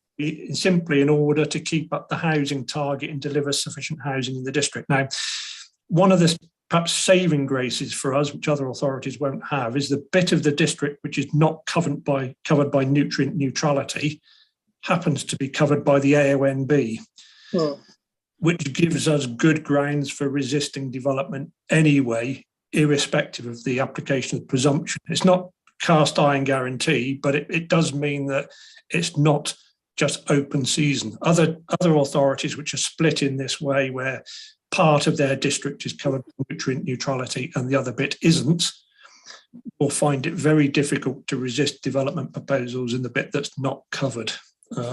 We're in a slightly better position because most of the bit that's not covered is designated as AONB. I think in fairly short order, the Development Committee will see planning applications on unallocated sites and on sites which are not preferred in the local plan, plans that we've discounted already and don't favour. I think the shrewd developers will see an opportunity to make a case that inevitably the council is going to struggle to hit its housing targets, and therefore these alternative sites now ought to be given planning permission. And as I say, we're thinking about what mechanisms we might want to employ to try and prevent that sort of unfortunate redistribution of growth into areas where we wouldn't normally want it. So yeah, we're thinking about it, Victoria, is the short answer.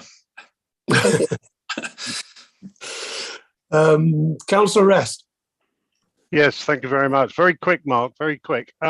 Just going to add maybe add a bit more to your workload, I'm afraid. I have been asked that is it possible that we could have an all-member briefing via Zoom on this particular subject? There's an awful lot of members that are very unaware or really not up to date on what you've sort of tried to tell us. Because we are going to get asked, obviously, by a lot of people in our areas, what's going on. If there was a sort of idiot's guide, and I'm not being disrespectful to you, but an idiot's guide as to what we could understand would be very useful. And also, if I could just, for my sake, make a plea, if we can do it, can we invite the parish and town councils, especially those that have an active development committee? Because I think if they could be in on the beginning part, it would save them having to keep phoning me to ask me what I'm supposed to do about it. It's just a request. I appreciate you're busy. Thank you. It sounds like a reasonable request, John, but you'll understand what I probably ought to do is take it through Philip and Martin, given the sort of resource implications, make sure we cover off both the development management side and the local plan side of things. But I've made a note and I'll take that away. Yeah, thank you, John. Councillor Nigel Pearce. Yeah, Mark, I mean, obviously there's lots of questions here that have gone through my head, and I've had a big enough say today. You're probably all going to hate me. There you go, but that's the way it is. What can we do then about the basic problem is the fact that Anglia Water have this license to chuck dirty water into the system, which is off in the first place. I know it sounds, probably you're going to say it's not our responsibility, but it's been chucked on our lap because it is now our responsibility to mitigate against it. So what can we do to try and alleviate this basic problem? Okay, so I'm going to declare I don't know the answer directly, Nigel. I don't know enough about it because it's early days. My understanding is that at the moment, developers are unable, not allowed to fund direct capital works to sewage treatment works or water recycling centres, as they now call them. So we've got this position where you've got developers who are building houses and we're all using our toilets and our washing machines. And the developer at the moment is not allowed to fund necessary improvements to sewage treatment works because we all pay our council tax or rates or whatever it is for that. Ofwat nationally have been asked to look at changing the rules around that, which would allow developers to directly fund improvements to sewage treatment work. So that would be one potential solution. And government are talking about reopening the current 5-year investment programs because we're sort of midway through a current investment program that work on 5-year cycles. They're talking about reopening that investment program and looking at those areas again which suffer from nutrient neutrality. The other part of that equation is some of the sewage treatment works are not capable of being improved. They are already doing as much as they scientifically can. So it doesn't matter how much money you throw at them, they can't be made any better, but they still discharge water into watercourses with phosphorus and nitrogen in it. So even with the best possible science, the water authorities couldn't improve their water works to the standard that would be required. So something else has got to happen. You've either got to do something else with the dirty water before it gets to the sewage treatment works or after it leaves the sewage treatment works and ends up in the receiving water course. And this is where there's a lot of interest around these nature-based solutions, recreating wetland habitats. I've seen a lot of stuff on floating mats of vegetation floating on the surface of the water. The root systems are in the water and the roots are basically sucking those nutrients out of the water before it then goes into the Wensum or the Broads in our case. And there's a lot of interest in these sort of nature-based solutions rather than the technical solutions that might be available in sewage treatment works.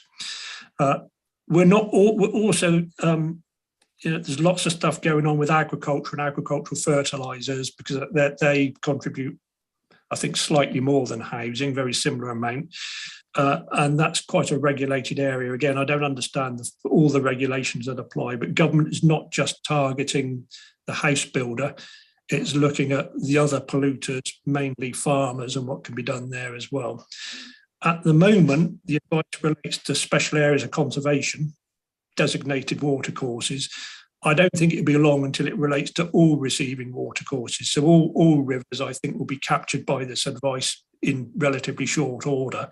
It's just at the moment, it's advice which relates to designated sites covered by the habitat regulations. I think it's a really exciting opportunity, actually. I think if you're an ecologist or somebody interested in this area, it must be the right thing to do. We can't continue to pump dirty water into the rivers and the Broads, knowing that it's having an adverse impact. So, the underlying proposition is a very sound one. And there's some exciting opportunities out there for industry to sort of tackle this and try and get on top of it. Unfortunately, I think it's going to take a little bit of time to resolve itself. We do have the benefit that this advice was issued down in the West Country 3 years ago, and we're not starting with a blank sheet of paper. There's some learning out there already and best practice that we'll be able to use in Norfolk, I'm sure, around trading and offsetting schemes and so on. That we'll probably be able to just pick off the shelf rather than invent from scratch. I don't know whether I answered your question then, Nigel, or just just rattled on. No, it's so complex for us and so mind-boggling. I mean, we've just said area of national outstanding beauty. We've got, treatment works, dirty water coming in. It's gonna, from farmers and everything else, it's gonna hit us probably harder than probably any other county in the country, which is one of the reasons why I'm obviously especially concerned. But the fact that Anglia Water can still chuck the dirty water in, and how long is that going to do? I mean, have you got any sort of comeback yet? Are they fixing to do something about it? Because at the end of the day, as far as I can see it, with our past non-cooperation, and I'll list that with inverted commas, with Anglia Water, if they've got a license to chuck dirty water in there, they ain't going to want it rescinded. Yes, I think you're right. They won't want it rescinded. So it's all part of a development for wider, we're calling it a nutrient mitigation strategy. which will have to look at this across the county rather than just North Norfolk sort of level. And one of the propositions that will be put in that mitigation strategy, is there any scope to improve, I think, the 30 or 40 water recycling centres that currently pump dirty water into the watercourses? That would be an obvious question to ask. What is the scope for improvement in those facilities? So I think it'll be a multi-pronged approach. I don't suppose investment in the sewage treatment works will be the be-all and end-all. It will be part of the solution, but I suspect only part of the solution. And it will take some years. You know, these investments won't happen overnight, will they? They'll need to be crammed in, and they'll be competing with. You know, there are now 72 authorities affected by device, not just North Norfolk, probably covering 15 or 20% of the country, one way or another. I think that Thames Water is one of the worst offenders under this, which is being caught by this Natural England's what do you call it? What is it? Advice, and Parliament is looking at ways in which they can restrict the water companies from discharging directly into the rivers. But the water companies, Anglian, will say quickly that they only use their discharge system when they are unable to cope with heavy water, flooding, rain, etc. So it's a quid pro quo. I'm sorry to leap in there, but I know that it is being looked at, as you do, Mark, by bigger authorities. Anyway, Gerard. Yeah, just before I go to Gerard, Emma has usefully put something in the chat that Anglian Water are racking up to overview and scrutiny on the 11th of May. And you will have opportunity as members to attend that committee meeting and ask some questions of Anglian Water, if you so desire.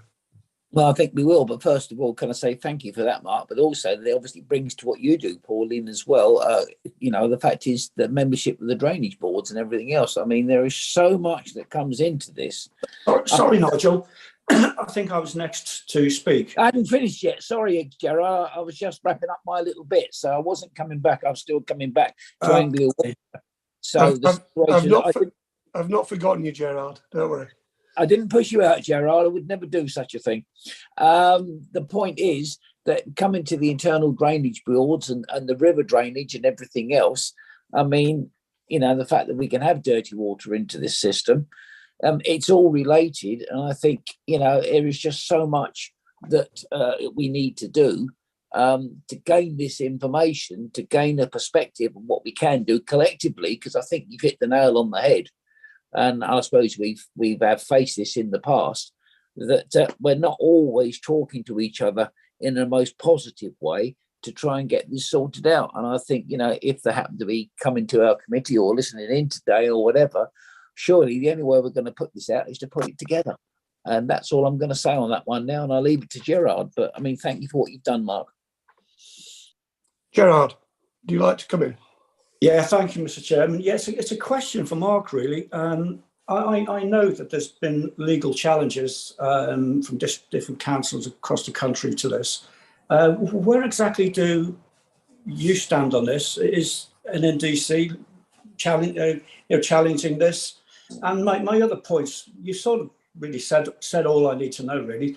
It seems to me there's two culprits here. It's Anglian Water, who seem to be over capacity, and they're quite happy for developers to build all over the place, and everyone uses the toilets, etc. Surely the other culprit must be the builders. They should be coming up with ideas for their schemes of how to deal with this problem before it even gets to Anglian Water. And you've alluded to the fact that at the moment they can't mess about with stuff, but surely they can do things, for instance, like septic tanks, and and like you've already said, that there's huge areas you can actually treat your own waste and clean it up before it even gets to Anglian Water. I'd just like to know where he feels on, first of all, the legal challenge, and secondly, how he feels the builders should be dealing with it.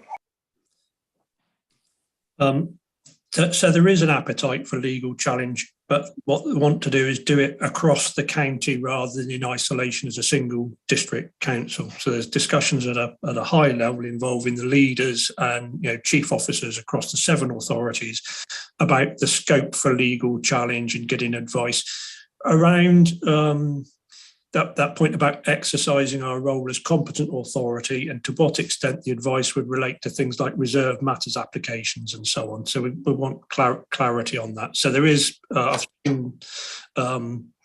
list of questions for a barrister to have a look at, which are aimed at unlocking the current pause on the grant of planning permissions and telling us where we can issue consents.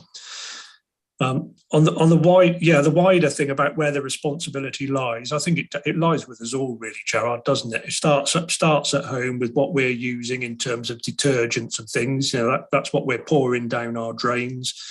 There is, as I say, referred to things like technology at source. Incinerating toilets, composting toilets, septic tanks, and other things like that probably don't work because the pollution still ends up going to ground at one point or another. It doesn't stay in the septic tank, it gets emptied. So that's sort of captured. The house builder will probably be able to do quite a lot on large sites around mitigation at source. So they will be able to come up with proposals. You can see somebody who's, wanting to build 100 houses on the edge of Fakenham and half of his site's in the floodplain and he can't build on it. Could use that floodplain for an imaginative mitigation proposal and actually, develop his houses, create a new wetland, develop some benefits, hit his 10% biodiversity gain, allow for public access and create an exciting bit of public open space, and hits lots of boxes and lots of ticks all in one scheme. Much more difficult, your small scale builder who's building 1s and 2s, to understand how they might mitigate on site. They're probably going to have to rely on some sort of wider off-site mitigation proposals, which they'll end up contributing into, a bit like our GRAM's Green Infrastructure Strategy payments, tariff payments scheme, where you basically, you buy the right to pollute because someone else is offsetting your pollution with another scheme elsewhere. Those types of schemes will probably emerge to allow the smaller scale proposals to proceed. I just think at the moment there's a lot of gathering information, understanding where we are, thinking about what these mitigation packages might look at. We're all sort of struggling a little bit with it. And it'll be another 2 or 3 months before things start to clarify and we start coming up with something. There's a bit of work going on across the entire county again on this mitigation strategy. And the intention is to buy in some fairly hefty consultancy advice here to address what successful mitigation actually looks like and what we can accept in mitigation. Because you on the development committee are going to be asked, are you satisfied with the mitigation here? Do you think it's acceptable or not? And you're going to want some criteria to say, well, yeah, this works pretty well, or this doesn't work at all well. So you're going to need some technical advice on that when you're dealing with planning applications to know what mitigation plans actually look like and how successful they're likely to be. Yeah, thanks for that, Mark. I mean, to be perfectly honest, the technology probably is there. It's whether the builders have the appetite to actually embrace it, because obviously there's going to be cost implications. But just to give you an idea or a ray of hope, I mean, I've noticed the grid sale is now open, and Honningham Vertical Farm is open, and they're all doing really, really well, and they're all local companies. So the technology is there. I just think quite a lot. The builders just don't want to do it. And they've got away with murder for years and years and years, and now all of a sudden they're being caught out, and they should themselves be coming up with schemes. They should look around the world and see how other countries do it, and just accept it, rather than, I suspect, they'll probably put a bit of a fight up against it. And whereas they should be more innovative, and that will make their carbon credentials look brilliant. So I think we should be having consultations with builders and giving them advice and working closely with them, rather than it seems sometimes that one side doesn't really talk to the other side. I think we should come up with more innovative answers to help them out, and you know, because they'll get benefits from it. I mean, probably houses will go up in price, but you know, that's a cost that's worth bearing, you know. So yeah, I appreciate what you said, Mark, and I think we should work closely with the builders to try and come up with good solutions rather than then just say, well, no, we're not interested in it. You know, I think we should have proper consultations, as I've just said about the grid serve and the development of Honningham. That's all through Broadland Council, and so they're clearly doing really well, roll with it all. I think we should run, you know, be as inventive as they are, and try and solve this problem. And then Anglian Water won't have a problem then, will they? No, what they get will be clean already. That's right. Yeah. That's my point exactly. You know. Yeah. Thanks, Mark. Well, we have a scheme in Corpus to where Broadland Housing Group are intending to do exactly that. They've purchased land adjacent to the River Bure. They're going to put a wetland in, reed bed, etc., so that the water is pure when it enters the River Bure. And that application was paused. It was on the development committee agenda in the week that this moratorium was imposed on us by government. So there's hope that that could be almost a test case in a sense, if it proceeds, Gerard. So yeah, I'm conscious of time. I think we've probably exhausted Mark's knowledge on this. And the recommendation on page 772 is the working party note the potential delays in submission of the local plan for examination. So I think we just need to note this, Emma, don't we? I don't think we need any vote on it. Am I right in that?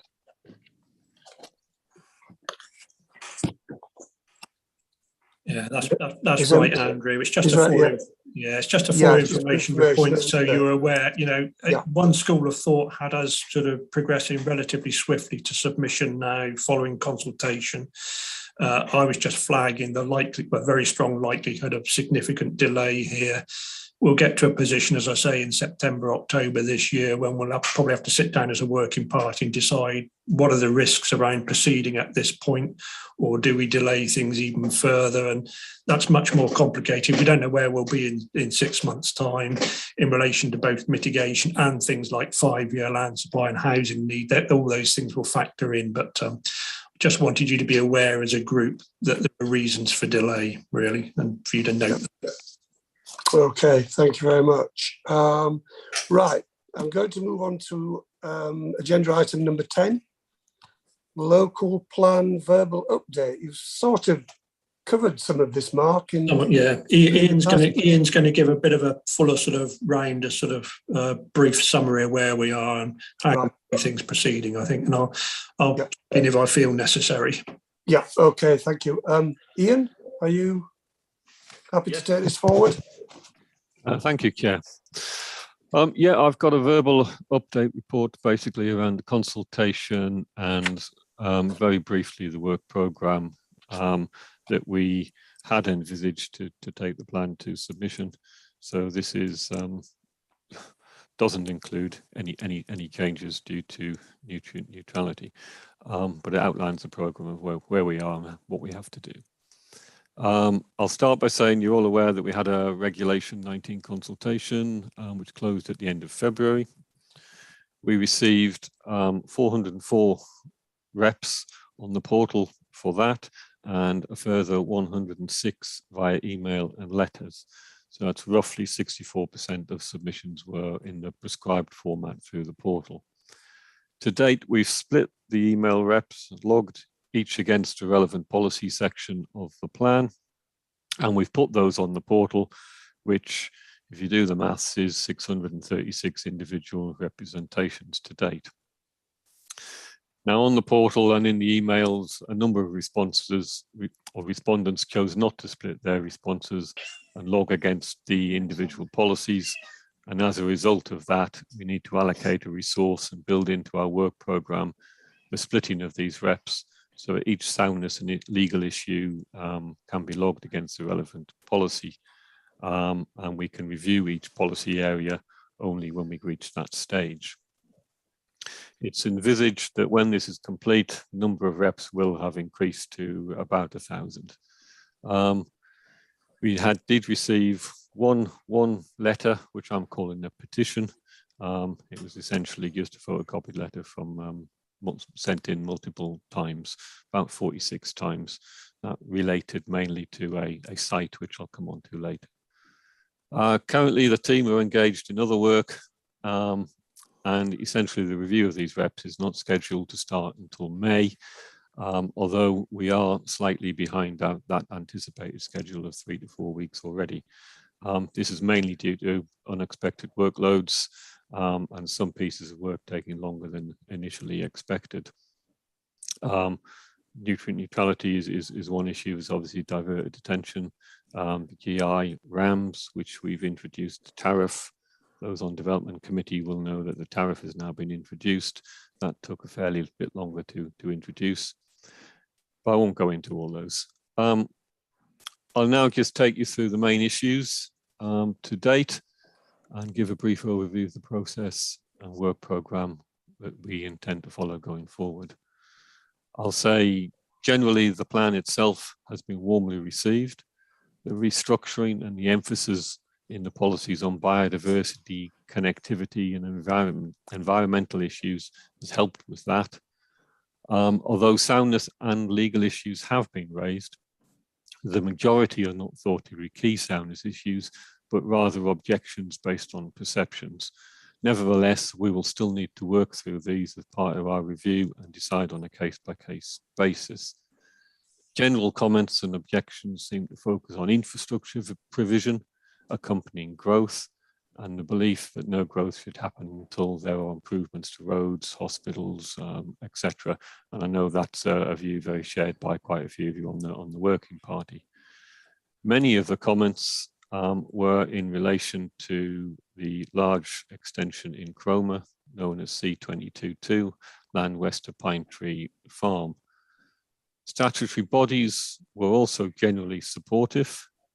However, I can report Broadland District Council did raise a specific soundness and legal challenge around wider off-site highway impacts and improvements due to the North Walsham West Sue and compliance with the duty to cooperate matter on this matter in particular, which we were aware of, and that will have to be factored in going forward.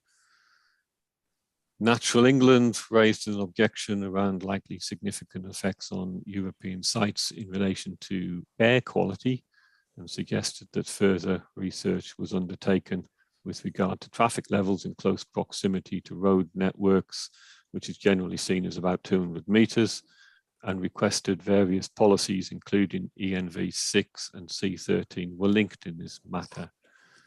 Now, my initial analysis of this is that this issue was actually already undertaken through our HRA, and it was concluded that all our allocations in proximity to European sites were small, surrounded by existing houses, and were not in this regard functionally linked and scoped out.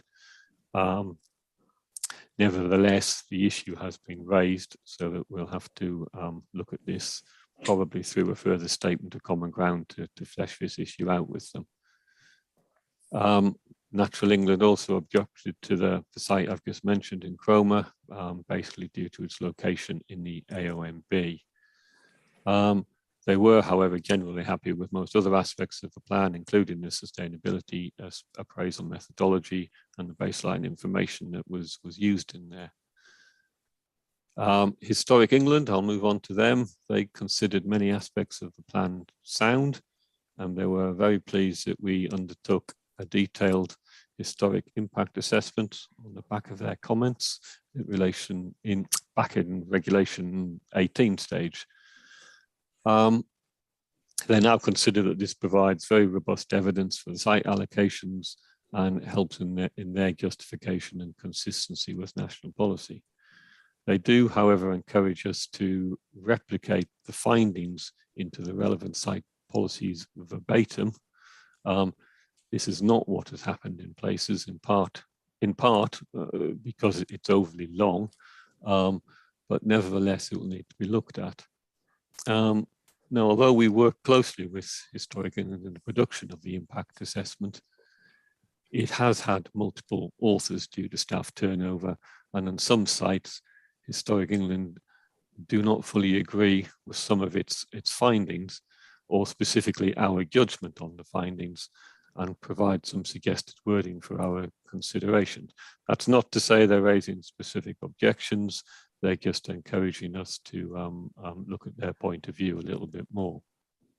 They have provided some wording for where these issues are raised, and again, officers will just have to consider whether we think that's appropriate and aligns with our judgment.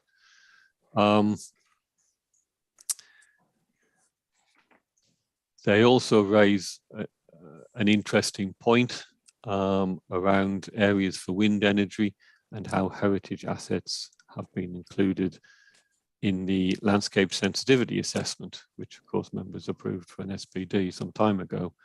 On this issue, again, I would say that landscape character assessment appraisal took full account of heritage assets, and these were carried through into the LSA, and sensitivity here was increased where heritage assets were present. The issue being, I think Natural England would like us to look at each individual historic asset and its potential impact in identifying an area for renewable energy, where our studies have looked at a broader, has taken them all into consideration, but a broad overview. And if we were to take the view that Historic England are taking, then we would say, well, that was a disproportionate view. Nevertheless, we will have to address that challenge and decide where to go from here. In terms of health, the health providers welcomed all our links to the established health protocol, which you will all be aware of. Their only comment of substance was that they advise us that there's yet another reorganisation, and where I referred to everything as the Norfolk and Waveney Sustainable Transformation Partnership, it's getting a name change to Norfolk and Waveney Integrated Care System from July 2022. So there's some minor amendments in names. A couple of other statutory bodies before I move on. Norfolk County Council supported many of the policies, including HC4, which is the delivery of infrastructure and the approach to Section 106 and obligations. They have sought some minor amendments to referencing mineral waste safeguarding areas, and they've given some various clarifications around their preference for site access in one or two sites, which again, officers will have to consider in the site allocation section. NPS, which advises the council on its property services, objected to the designation of playing field in Holt that belongs to the primary school. County Council obviously own that land, and I think the premise is here that they would like to see housing development on that in the future. However, we've chosen to designate that as open land because it currently is open land, and continue that designation as a local plan. No doubt they will challenge that as we go forward. The Environment Agency do support the plan. They brought to our attention the question the inclusion of an indicative housing allowance for the small growth village of Horning, which they say is potentially undeliverable. Now, that is a view that we now accept and probably will result in a minor amendment. This involves ongoing issues around the Knackerswood Waste Recycling Centre, which I'm going to assume you're all aware of. It's been going on for some time, where there's a moratorium of development within the Horning area due to water ingress into the wastewater treatment areas, which increases the flow.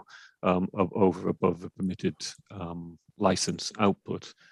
Now, the Environment Agency suggests that policy SS1 could be strengthened to favour joint position statement. And this is a joint position statement we already have in place, signed by Anglian Water, this council, the Broads, and the Environment Agency on how we tackle development here. Now, we could put that in the policy and put that in the plan. However, since the publication, the situation has changed. Joint position statement is now in the process of being revised because Anglian Water have pulled out of that statement following further investigations by themselves and proposed remedial works. In reality, the situation hasn't changed.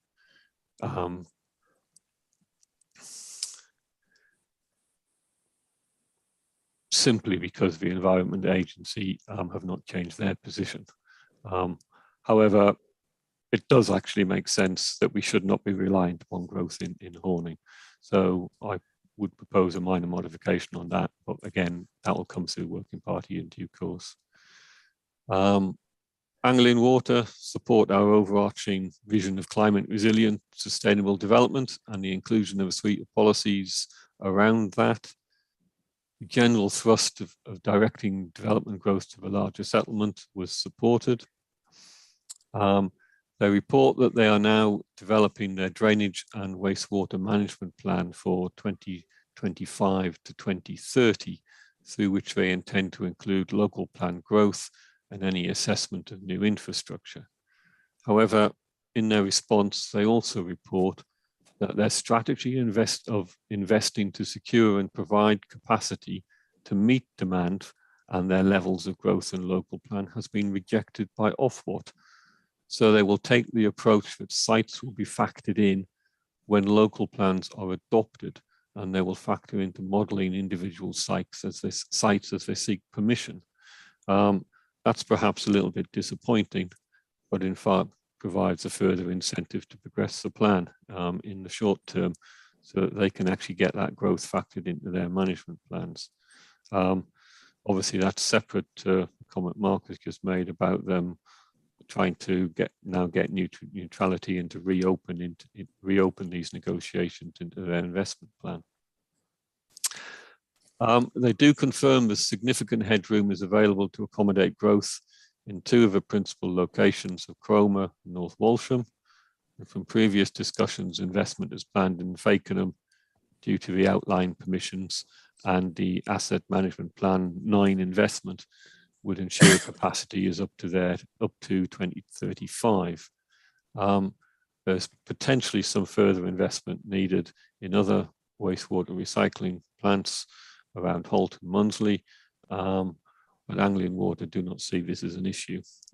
However, due to the Ofwat situation, they cannot factor into the growth yet into their plans.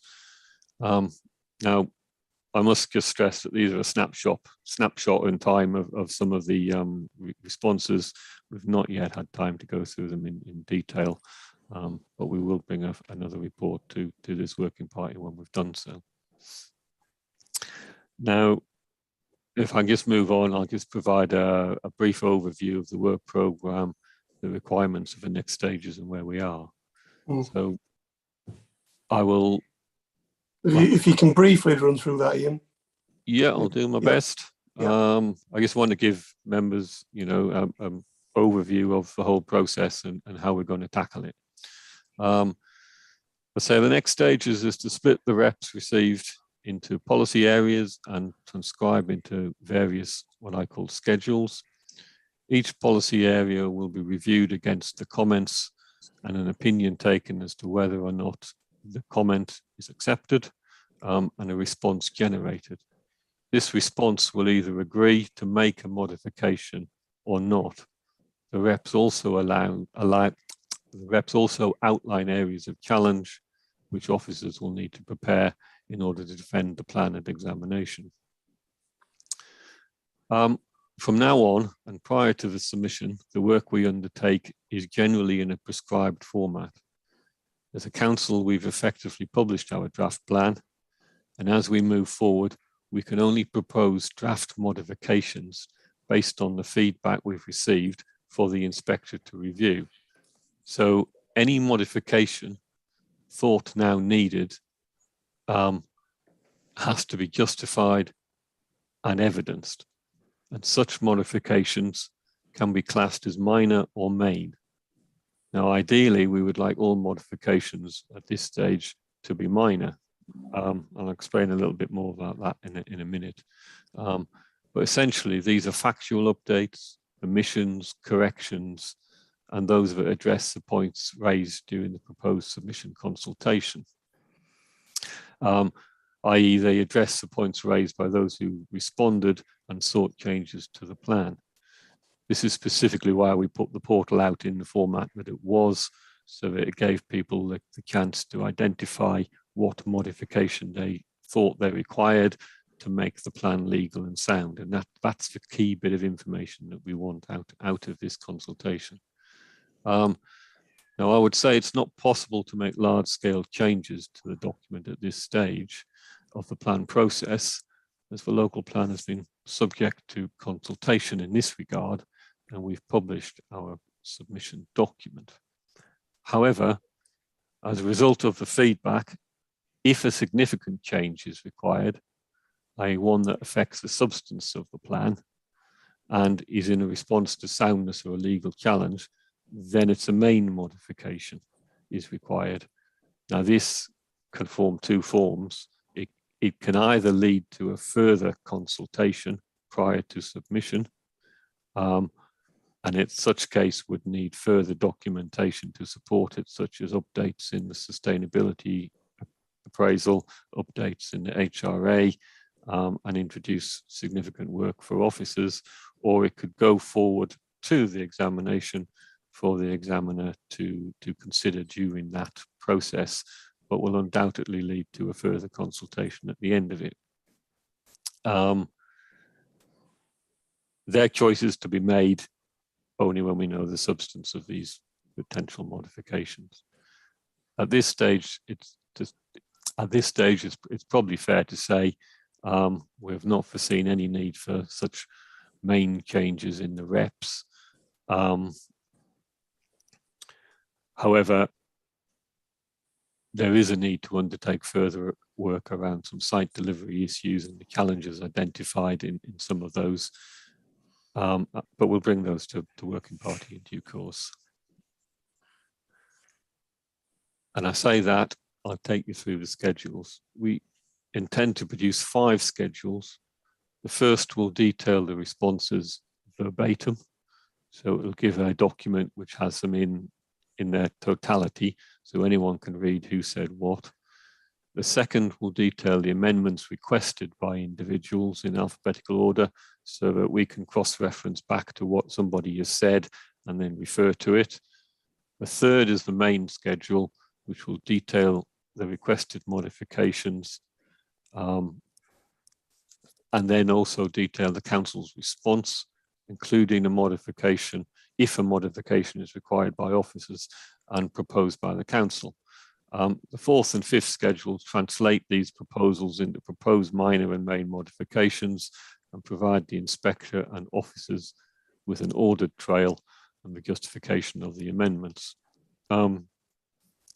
Together, such changes are then transposed into a track change version of the local plan, and together with all the representations and proposed revisions, track change version are submitted to the examiner. So what I'm trying to say is basically there is a huge long audit trail where we have to outline the changes, who said it, how we responded, what is our intended approach, change the plan accordingly, and then submit it for examination and discussion of those proposed modifications. It's not a case of just changing your mind and putting something in, it's in response to those submissions. And it's for the inspector to decide if our proposed modifications at this time are to be accepted. Very briefly for the chair, the current programme before we even get to this sort of review of the representations, we are currently very busy looking at the background papers and various other streams of work that are required for submission. So we're currently updating 15 background papers and updating the site assessment booklets, which actually depict the factual assessment of all the sites, including the alternatives and the council's judgment on the proposed allocations, and which inform the council's examination position.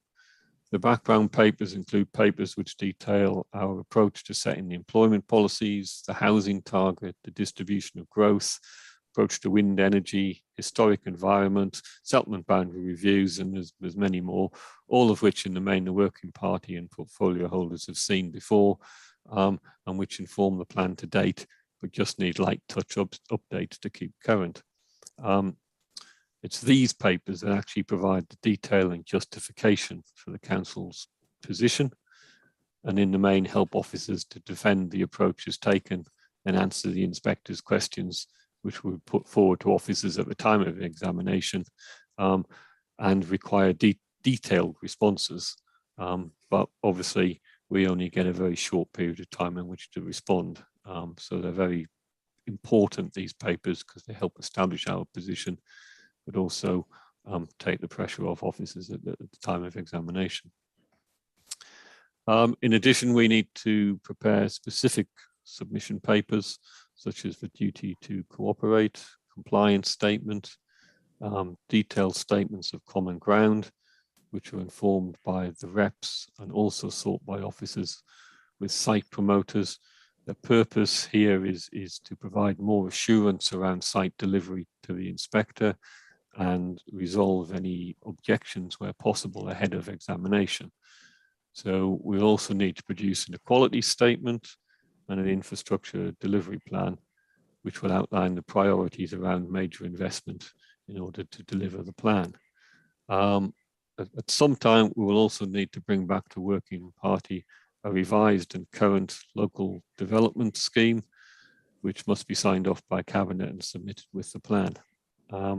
But basically outlines the work streams and the timeline of the local plan, which we're working to, and as a legal compliance matter.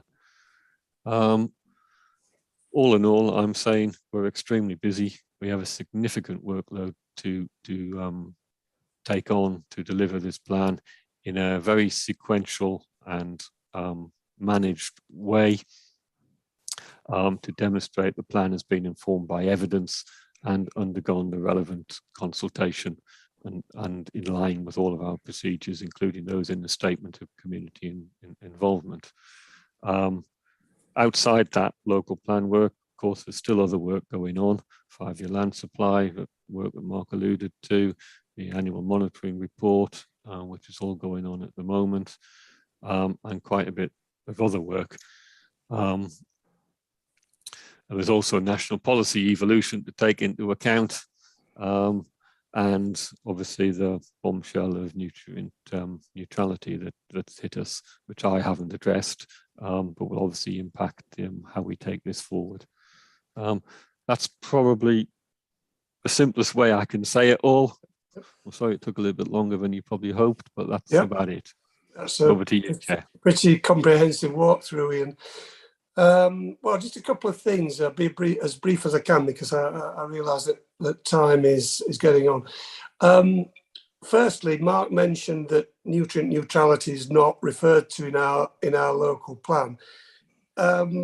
Presumably that's not a problem in terms of its legal soundness. It's just the term's not referred to as such, I presume, but it may well be covered in the local plan, not by those names, or if it's not there, can I ask you if we are a lone wolf, or whether several other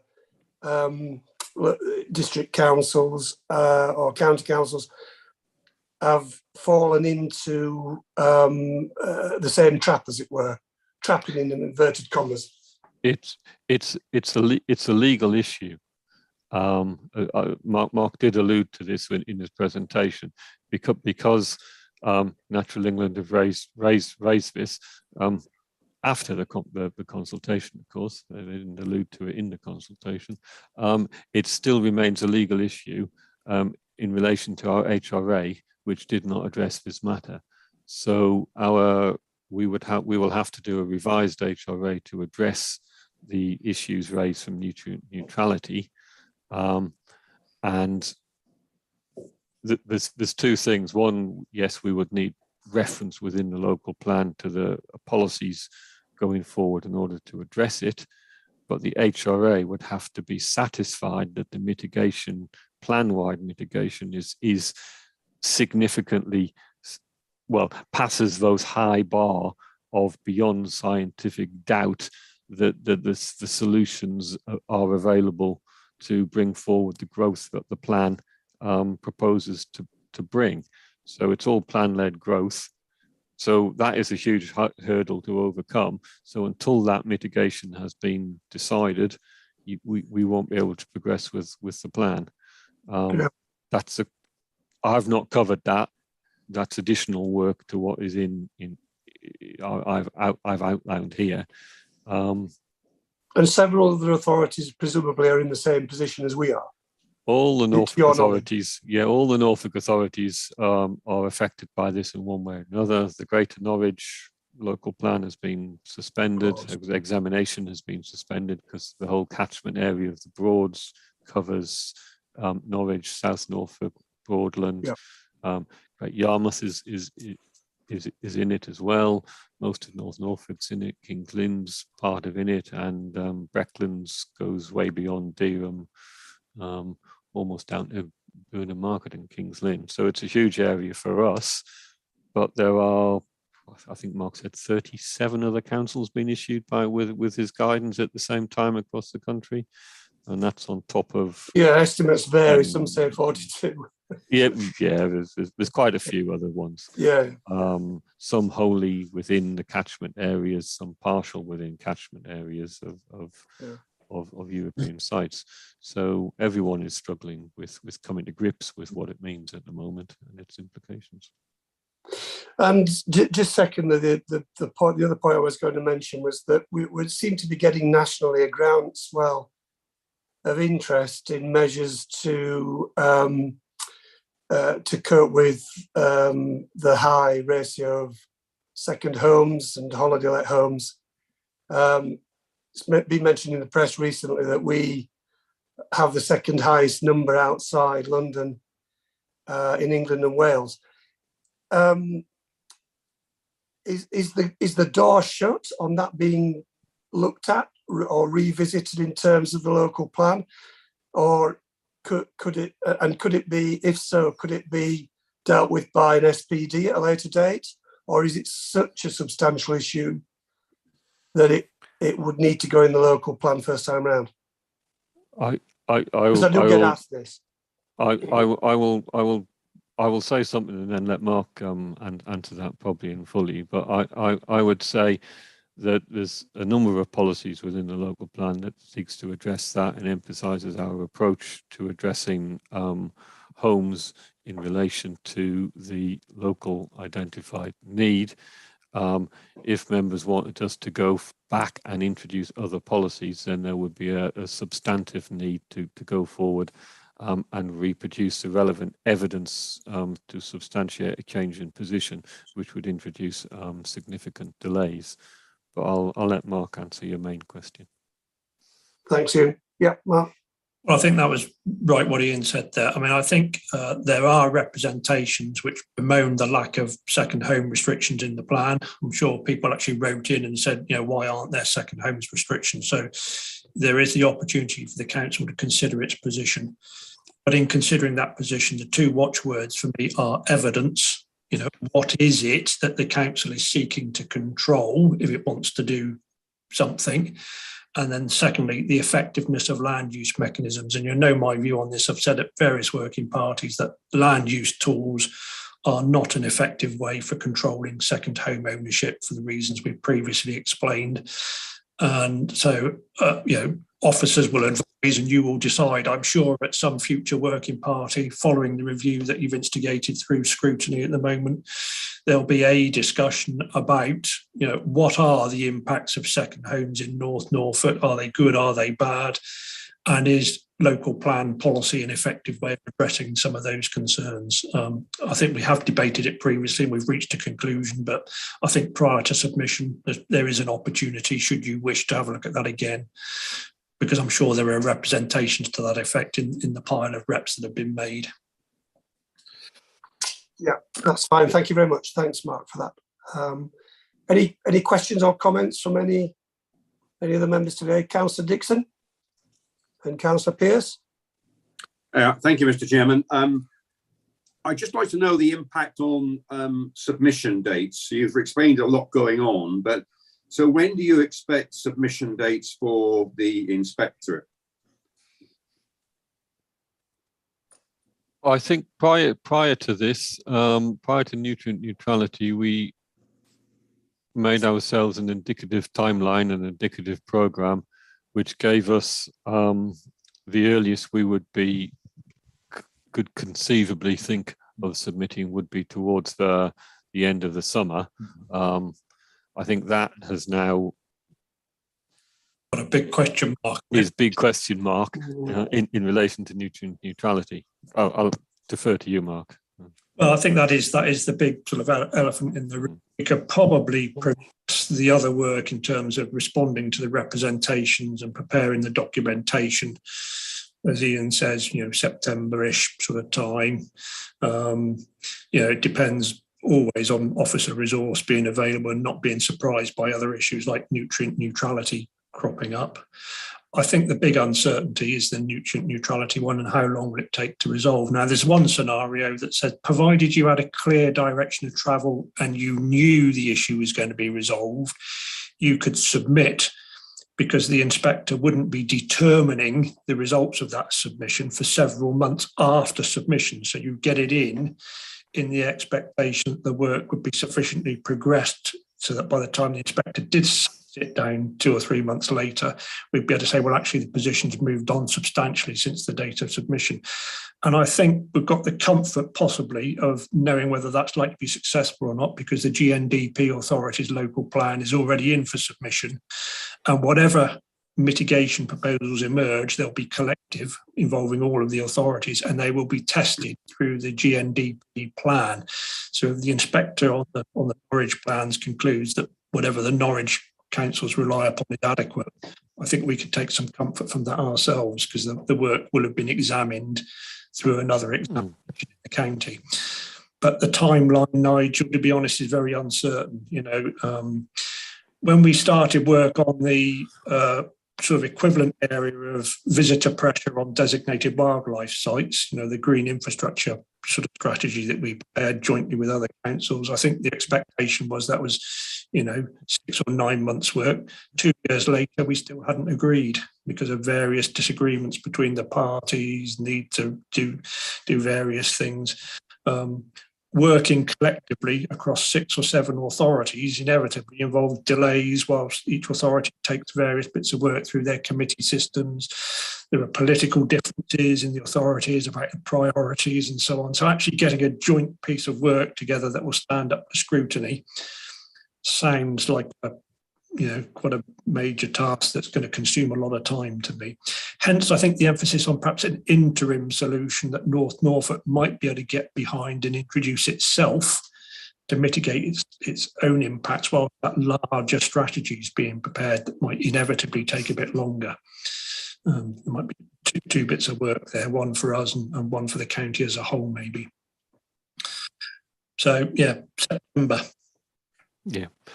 So are you saying September is still a good date, or are you saying that it will be September plus and you're not sure about the plus bit? Yes, I think that's a better way of characterising it. We don't know where we will be in September. Optimistically, we hope to have the consultancy done, the mitigation strategy in place or in draft. The test when you get to examination is going to be, are you confident that the mitigation strategy will be implementable within a reasonable period of time? And if we sat down in front of inspectors, actually, we can't develop anything next year, we can't develop anything the year after, but by year 3 we can, because we have a mitigation package proposal, that's prepared and oven ready. That would be good enough. That would meet the effectiveness test. That's one of the soundness tests. Will your plan be effective? Given that it's a sort of 20-year plan, we've got the luxury to say, well, perhaps not very much will happen in years 1 and 2. There's still more development in terms of this mitigation work to get through. But by year 3, we're confident, very confident, we'll be up and running. Other authorities elsewhere have been able to rely on that argument where the mitigation's largely been on public sector land, not involving other third parties. But, when you've got a scenario where you're potentially reliant on mitigation being delivered on, Joe Bloggs' field, and there's complex legal negotiations going on between the developer and Joe Bloggs about what that mitigation might look like and so on and so forth, you can see it could get quite time consuming. Where it's happened quite quickly elsewhere, things like county farms and other publicly owned land, national trust, nature conservancy councils, those sort of bodies are becoming actively involved in the mitigation proposals. There's a greater degree of certainty around delivery because you're dealing with large public sector landowners. But we don't know, Nigel. That's the honest answer. We don't have a clear view about what that mitigation might look like in North Norfolk and what proposals might emerge. We may find a single landowner who's prepared to offer up hundreds of hectares of land along the Wensum corridor for wetland habitat creation, some major rewilding scheme that ticks all the boxes, job's done, and in 6 months' time we're going to say we're up and running. We may find it very, very difficult. There may not be any willing landowners out there, and mitigation might be much more fragmented and piecemeal rather than a larger strategic sort of approach. There's just too much uncertainty at the moment to be clear on it. Okay, thank you, Nigel, for your question there. Any other queries or? The other Nigel, Andrew. Right, Yeah. just a question for Mark and Varian, really, I suppose for our betterment. We've had this horrible water nutrient thing come through, and I'm sure, being the professional officers that we are, you haven't taken this line down. You've kicked back, you've asked back, etc. You've obviously tried to seek clarification.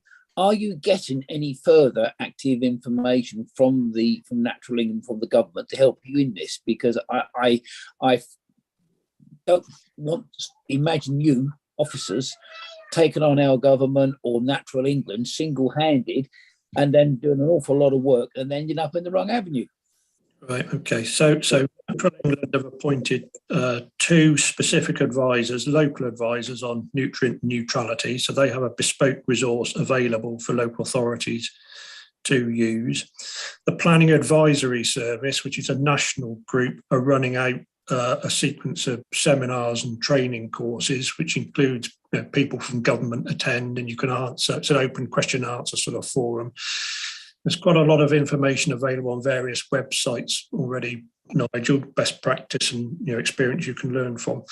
I think to some extent, Natural England locally was sort of caught off guard slightly because this is a national announcement that was made, and I get the impression that actually the local office were slightly taken back by it, sort of surprised by it coming in without any prior notification. So there's a certain amount of local sort of getting up to speed in terms of Natural England staff resource. I mean, perhaps it's a good thing, the Natural England advisor on nutrient neutrality for our area is a lady called Keris Witten, who you'll know to work for North Norfolk District Council in our conservation and design team. So she went to Natural England and sort of jumped from one area into another and is now the local Natural England advisor on nutrient neutrality, having had no prior involvement in the topic area at all. So, give you a clue as to what it's like. What we're keen to do is use the resources of all 7 authorities in a combined, thought through way, rather than all go charging off in different directions and do different things. So this thing about getting legal advice, the legal advice is being sought on behalf of 7 authorities, not just North Norfolk District Council.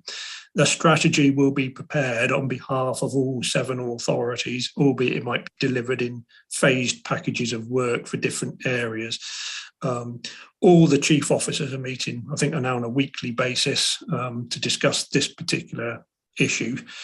It is the number one priority for the local authorities at the moment because its impacts, we all know it's stopped the processing of planning applications in the short term. So we need to get it resolved as quickly as we possibly can. And obviously we want to resolve it in a way that we can get the support of Natural England. So we're not arguing with them. We want them on board and actually agreeing with what we come up with. So we need to involve Natural England, Anglian Water, the Environment Agency, 7 district councils, parish and town councils, members, Uncle Tom Cobley and all, coming up with a sensible strategy and identifying the way forward. It's probably good worth luck with that. It's probably worth saying, Mark, that the advice Natural England have issued is that the solutions have to be upstream of the wastewater recycling centres. That's the other complication. So although we're looking at a strategic solution, you still have to come down to the individual applications and their locations and the wastewater recycling centres.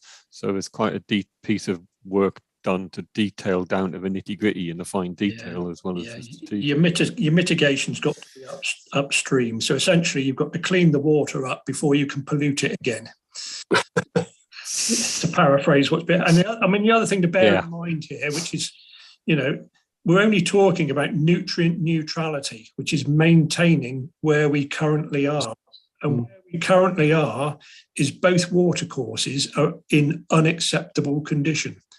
So all this advice is doing is maintaining what is currently to be unacceptable. There's no betterment, there's no improvement. It's just maintaining the status quo. And I think this is just the first step. It's tip of the iceberg, isn't it? Tip of the iceberg. Government is already talking about setting quite challenging nature recovery targets, which have got 40% reduction in nitrates in watercourses. And we're struggling with just maintaining the status quo. What 40% improvement might look like and what might be required is, it's going to be another significant challenge. And as I say, I think it will relate to all receiving watercourses, not just to those that are designated conservation area ones. The logic is if you're damaging wildlife in water, you're damaging wildlife in water, whether it's designated a conservation area or not. So, this sort of thing is going to become common. The Glaivon, the Stiff Key, the Mun, all of our rivers, I think, will be caught by this type of advice in due course. Hence, the local plan policy that we write needs to be time-proof and talk about things like at least the minimum. And then when standards improve later on, we don't have to review the plan again. We have to make the policy time-proof for the duration of the plan period. Stay here quickly. I think we're almost it's nearly 1 o'clock, Andrew. Yeah, we need to be winding up shortly. Yeah.